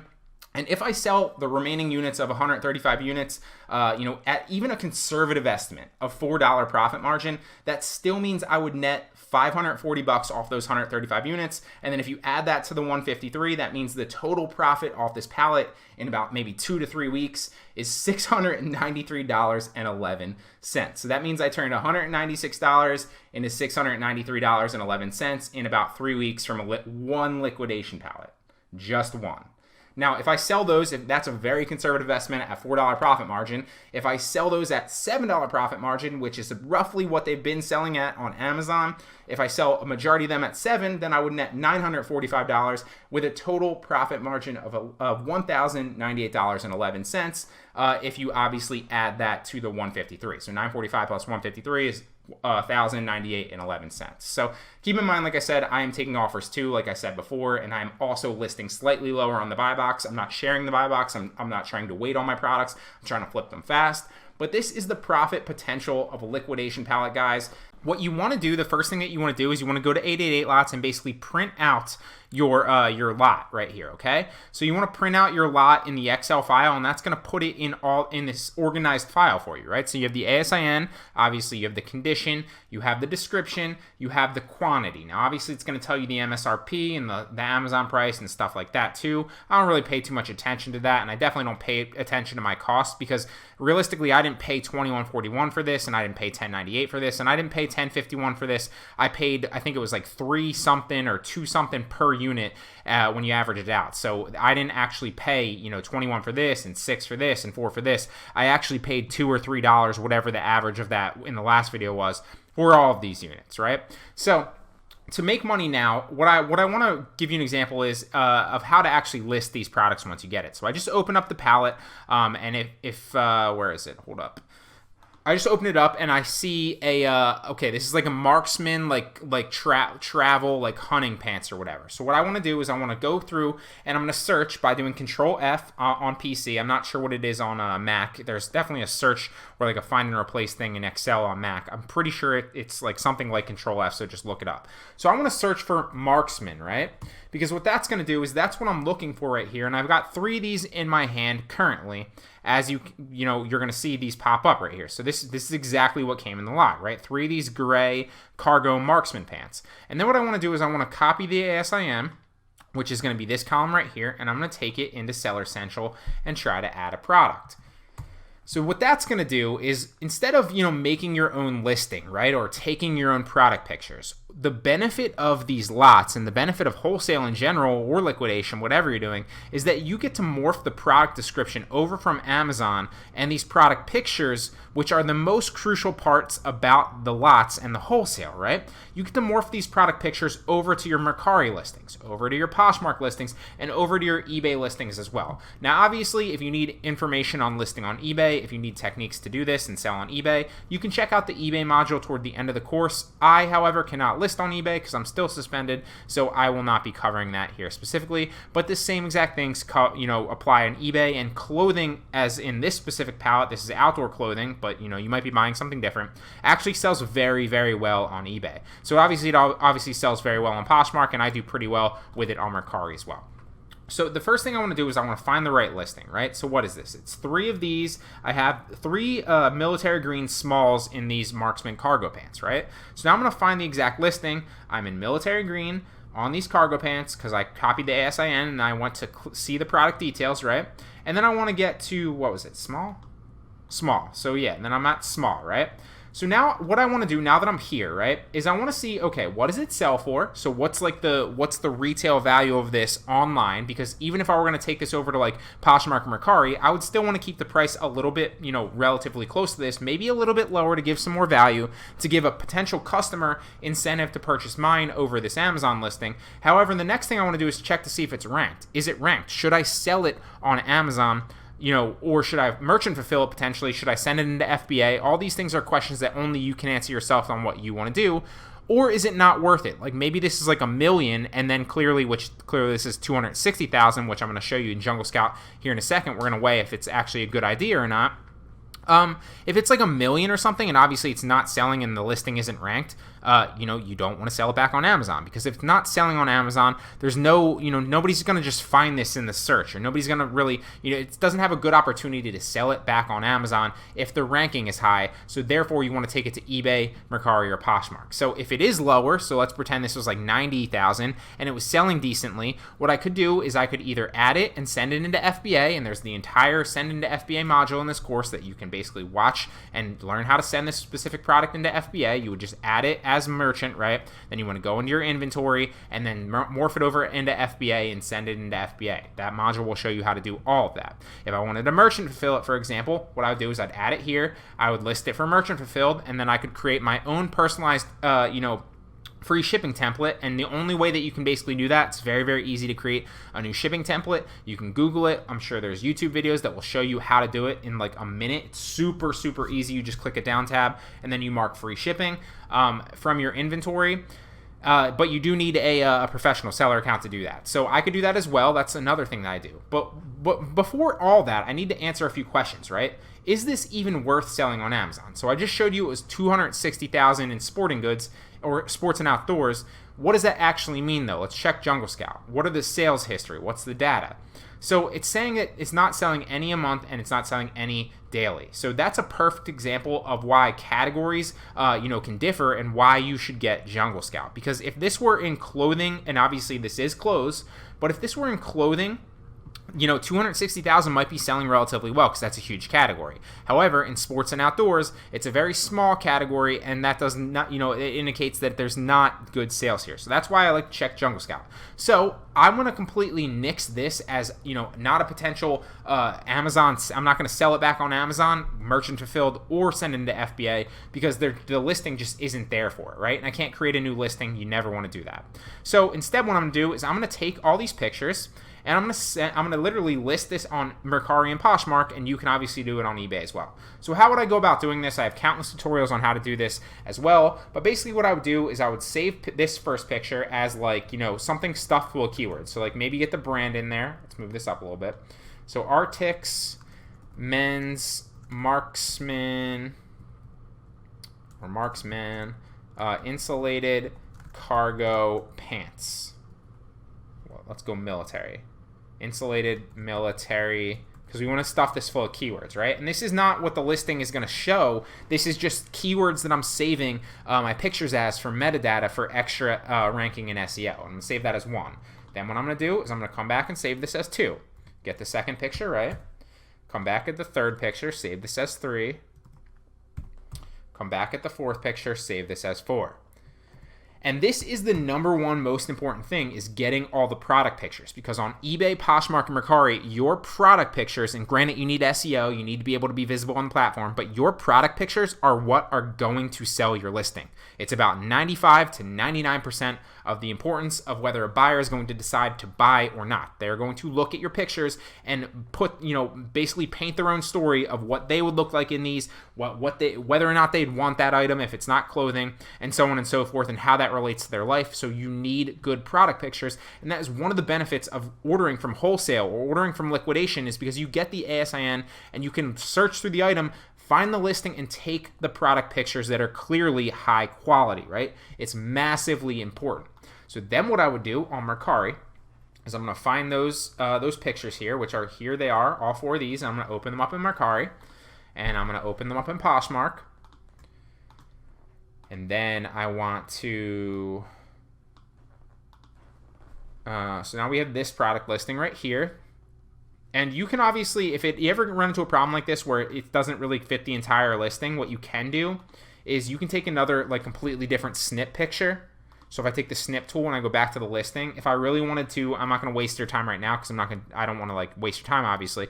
But what I could do is I could take a bigger snip of this, right, for a lot of them, and make sure. So let's just save this as I'm going to save this as test snip, for example. But I would save that obviously as the same keywords so that they were in my metadata. And then what I could do is I could add them here. If I go into pictures, it should be there. And then you'll see that you can clearly see this a lot better than this because I snipped it wider. So that's just a little tidbit of information if you need to go ahead and do that. And then basically what I'm going to do is I'm going to also add, let's grab where is it? Downloads. Let's grab all these stuffed keywords, because usually I wouldn't do this, but because this product description is not very long, I'm going to stuff the keywords in the description as well. So we'll put them there, and we'll make sure it doesn't say 1. There we go. I'm also going to create a title for it, so we want to take some of these out, because obviously you only have 40 characters on Mercari. Now this might fit on Poshmark. Let's check.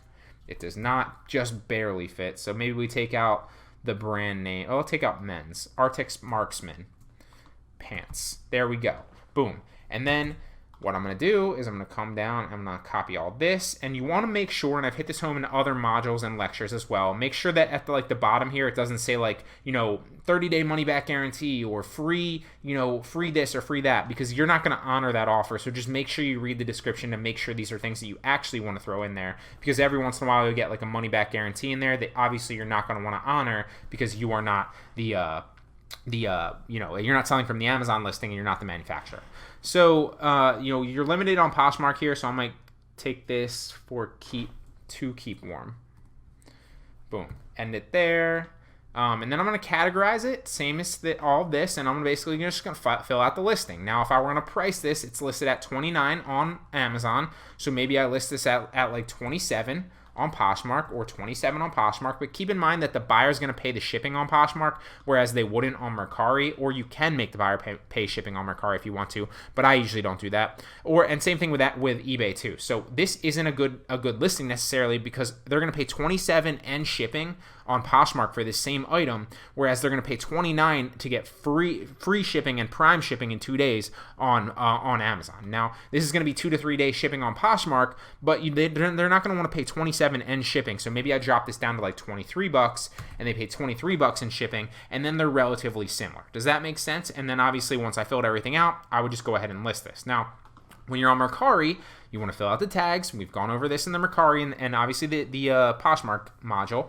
You're going to categorize it. You're going to list the condition. You're going to basically, whether you offer free shipping or not, and then you're going to list it. Now, on Mercari, one thing to keep in mind is, and I just grabbed these to show you on my Google Drive, is you're going to want to take product pictures and throw them at the end of your listing, because on Mercari, and this is something I've talked about as well, in the terms of service, it states that you can't have all stock photos, and that's what these are, stock photos from the actual listing, right? So I need to take at least one picture myself. So a perfect example of this is here's the cargo shorts right here, or the cargo pants, and I took a product picture. And you're going to get great pictures when you're buying new stuff like this from lots like this, because they're clearly in the package and you want to stage this a little better. I did a bad job. The lighting I didn't turn my lights on, so it's not bright. I didn't put it up against a decent background, so it's not the best picture in the world. But I just want to show you an example of what you could do. So what the listing would look like is if I grab this picture right here and I threw it into the pictures right here, and you can do this you can literally take it from your phone and list it from the mobile app, or you can take it, from your phone, or you can take it and send it to Google Drive and put it up through here, or you can, a lot of times, if there's like reviews on the actual listing, you can grab a picture from the review, right? So like if here's customer images right here, I could take this picture and list this one. I could take this picture and list this one, and so on and so forth. So you can check there. If you don't want to actually take your own product pictures, you can check the listing to see. A lot of reviews sometimes will have, product pictures in them, so you can just make sure there. But that's basically the gist of it. That's how you're going to go ahead and list these items from your pallets, whether they're liquidation or you're buying bulk or you're buying individual items. Always, one of the great things about 888 lots is you get all the listings and you get all the ASINs, so it makes it very, very easy for you to check out all the products and morph those same exact listing and pictures over to whatever place you want them to be, or simply list them back on Amazon. So I wanted to give you this because I didn't really outline any videos where I kind of outlined how to do this or showed you the mechanics of it. I just told you that you could, but that's basically how you do it. Now, the same thing goes with all the other ones. So I think one of the things I was looking at that I listed recently was, what was it? A Columbia, women's, there was 5 Columbia women's white gloves. So what I'm going to do, type in Columbia here, because that was one of the indicators. I could also type in gloves and find them. And I just want to find the one that has 5 of the Columbia white gloves. So find next, find next, find next. Columbia women's thermometer gloves, chalk white, extra large. Here they are, 5 of them. Boom. And that's the listing. I just found it. So then I take the SIN and same exact process, right? I would take it into Seller Central. I would grab it, morph the listing over, and so on and so forth. So I hope that this helps you out. If you have any questions, obviously, drop them in the Facebook group or reach out to me. But that's how you basically list from 888 lots, and that's how you grab the pallet information and take the product pictures and the product listing. So what I basically did is I ordered a lot from 888 lots, and it came to my door for $196. I paid $148 for the lot, $48 in shipping. And another thing to keep in mind is you don't actually have to get the pallet or the lot or however many boxes delivered to your house or to your door, or to your apartment, or to your prep company, right? Or your prep center. What you can actually do on 888 lots, and a lot of the other places as well, is you can set up, and they actually have it integrated when you buy. You'll see it when you actually check out, that you can order to a prep company that will then ship all your items into Amazon FBA for you. So they'll do all the prepping, they'll do all the shipping into FBA for you, and they'll have basically the lot invoice, so Amazon can just scan it in, and then all your stuff will be in your seller account. Now, you do have to set this up. I have not set it up on my account yet, but they show you how to do it basically, and they literally run you through the process, and you can obviously hop on a call with them if you really need them to walk you through it. But you have to go into the back end of your seller account and actually set them up so that they can access your account, so that they can then add everything in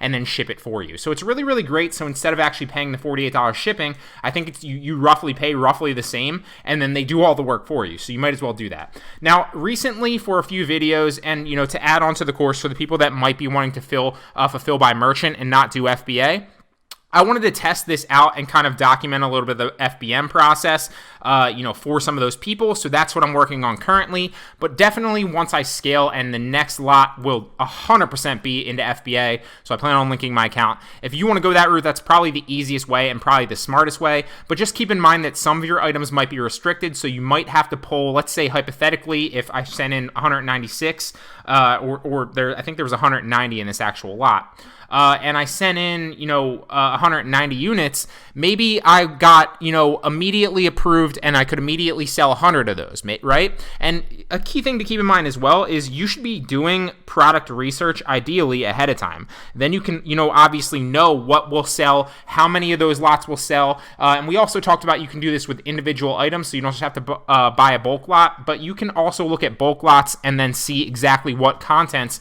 you can sell ahead of time. Now, for let's say hypothetically I was able to sell 100 of those 190 and maybe I was able to get approved for another 50, what would happen with those other 40 is I would just pull them out of my inventory. I would just pull them out of FBA.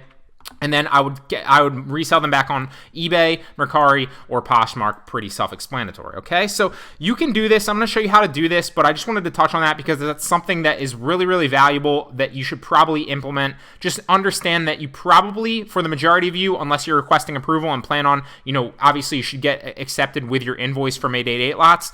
If you plan on doing that, just understand that there are going to be stuff that you're going to be restricted for, and that will just sit in your unfulfilled inventory until you file for and request approval, or you bring them out of your FBA inventory and get them shipped back to you. But that's probably the most economically friendly and smartest way to do it. So what I did is I had these shipped to my door, literally just got these 190 today. I've been starting to list them. So what I basically did is I plan on reselling this. You'll see here, like I said, I bought it for $148. This is the power of liquidation arbitrage, guys. Don't sleep on this. It's a freaking gold mine. So bought it for $148. Average unit price was about 78 cents. Shipping cost was $48, obviously.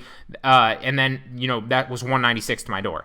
Now they estimate that I can probably sell this about $2,500, a little bit more, maybe $2,600 on Amazon. They estimate that everything retails, if I resold it at the highest margin, a little bit under $4,000. I'm gonna shoot just a conservative estimate here and say I'm probably gonna sell this for like $1,800. Now that's a conservative estimate, but that's just my potential estimate, assuming I sell everything. If I don't sell everything, I'd probably sell this for like $1,000 to like $1,400. And then obviously, if I can continue to wait and list stuff on Mercari, Poshmark, eBay, and so on and so forth, then I will eventually sell everything. Ideally. But I might not necessarily flip it all very, very fast. Let's say out of this 190, I flip 100 of it within the first, 2-3 weeks, and then the rest of it I flip within the first 2 months. Boom. Not only did I make my money back super fast, but I really, really, really 10x my money because I really expect to make probably anywhere from $1,500 to about $1,800 on this lot. So what I did here is you'll see that what I do is I export the lot to Excel, and then it'll bring you all this. You'll bring you this Excel file where you can literally see everything in your lot, the retail price on Amazon right here, the MSRP, how much it's off, and your total cost. So it'll tell you what you paid for each specific thing. It'll also tell you the quantity of these, which is important when you're adding them into Amazon. It's really, really, really beneficial. So what I'll do is I'll pull up the Finder. So I'll like find and replace search in Excel, right? And I'll pull literally one item at a time out of the box, and I'll search for it. So if I see like a stainless steel thermos, right? Well, I'm gonna search like thermos and see where it is and figure out where that is. Okay, thermos, I have the Star Wars thermos in my hand. I want to list that on Amazon. So what I'm going to do is I realize, okay, I have 2 of these actually. There's a quantity of 2, so I have to find both of them. Then I want to take the ASIN, which is this one, and I'm going to, just like any other thing, I'm going to take it into Amazon and I'm going to list it. And we're going to see if we can sell it. Now I can sell this, new, used, and collectible. I have 2 of these, and what I like to do is I like to see, okay, the price is $865, so I'm probably going to match the price merchant fulfilled, or I would simply match the price and then send it into FBA. But like I said, I'm testing out merchant fulfilled for certain videos, but in the future I would definitely send them into FBA. So that's what I would do. Now keep in mind too, every once in a while you'll get a product, because these are liquidation pallets, that don't have any offers, meaning nobody's actually selling that product right now. So a few things about that, okay? You'll notice that if that happens, it'll say currently unavailable right here. There won't be a price. Nobody will be selling it, okay? And that's important to keep in mind. So what you want to do there is a few things. You could either A, list it and then sell it yourself if the right here is pretty good, if the best sellers rank is good. But if it's a high bestseller rank, then you probably don't want to list it. And if it's anything above 500,000 maybe, what I would recommend to do is either list it on Amazon, or definitely list it on Amazon, but then also list it on eBay, Mercari, and Poshmark to sell it. Especially with Poshmark now, they have the new home goods, so it's not just clothing and accessories. They have the new home goods category, and they're starting to expand into other categories. So you can list a lot of these on Poshmark. You can list a lot of these on Mercari, and obviously you can list a lot of them on eBay. So it's a great way to do online arbitrage and make a freaking killing. Now, if it is very, very high, like I said, you can list it on Amazon. Just make sure that, if you list on Amazon and you list on Mercari and you list on Poshmark and eBay, what you need to do is once you sell it on one marketplace, you need to delete it off all the other ones, okay? Just keep that in mind. It's, common sense, but I wanted to reiterate that. Now, if for whatever reason this was currently unavailable and there was no price here, and you either wanted to list it on Amazon or you wanted to list it on a different marketplace and you wanted to know the price, what you would do is you would take the URL, you would go to camelcamelcamel.com, something we've talked about in this course, or maybe we haven't talked about it yet. I forget exactly when I introduced camelcamelcamel.com. But basically all it is a price check and checking the history of that certain price. So this usually retails at about 20 bucks. Every once in a while it'll drop all the way down, and then it'll drop all the way down. But roughly speaking, it probably, retails anywhere from like 14 and above. So that's what you probably get away with selling it. Now, if you wanted to sell it fast, maybe you try to drop it at like 11 or 13 or whatever you want to do. But since it's selling well on Amazon, what I would do is I'd list this and I'd simply match the price, and then I would fulfill it by merchant, or I'd ship it into FBA. So I just wanted to touch on this, guys. This is a gold mine, and literally with all the Excel files and literally telling you every single thing that you can do and that you have in your actual lot that's coming to you, it makes it super easy. Super easy. Another thing that I just listed, I think, was what else did I list? I listed like straws, I think. And what I would do is I'd literally find the straws if I'm holding straws in my hand, I'd find the straws and then go, oh, is this the stainless steel straws that are set of 4? Oh yeah, it is the stainless steel straws. And then I'd take the ASIN, right? Same thing as before, and I'd come into Amazon and I would freaking list it. Hope you can feel the excitement exuding through the microphone, because honestly, this business has been a gold mine. The liquidation arbitrage is a gold mine. Now, you'll notice that I can't list this in new and used conditions, so I have 3 options really, right? I could sell it on another marketplace. I could list it as used with a condition note of new, which is something I do quite often. So what I'll do is I'll list it as used like new, and then I'll put a condition note in here, brand new. You'll see I've literally have it in Word just in case that happens. If the sales rank is good, I'll list it like $1 under the buy box to give somebody a deal, and I'll list it as used like new. I'll put a condition note in that actual listing in edit listing in your inventory, and I'll say brand new, never opened, never used, still in original packaging. And that doesn't sell as fast because obviously you don't have the buy box, but it sells pretty fast. It usually sells within a week or two if you have, a really decent bestseller rank. If you have a really good one, it should sell relatively quickly, because a lot of people know, and a lot of people are looking for deals, and a lot of people will look at the used like new ones, and then in the condition note, it'll literally read as they open it, used like new. So it's pretty self-explanatory and pretty easy to use. Now, I also could request approval and send in the invoice to them. You'll see here it says you can list this as the blah blah blah. To list in new, you need to request approval, and then I need to give, I believe it is an invoice or a brand owner authorization. So select one of the document types below: purchase invoice or a letter authorizing me to sell. So I'd give them a purchase invoice, obviously from 888 lots for that specific item. And that's how you get unbrand restricted. That's how you request approval and get approved for a lot of these. You won't get approved for all of them, but you will get approved for a lot of them. Now that's 2. So I could list it in new in used condition as used like new with the condition note. I could request approval to sell it on Amazon as new, or I could simply list it on another platform and wait for it to sell. So this has been a gold mine, guys. I'm telling you, hop on this, look at those freaking numbers.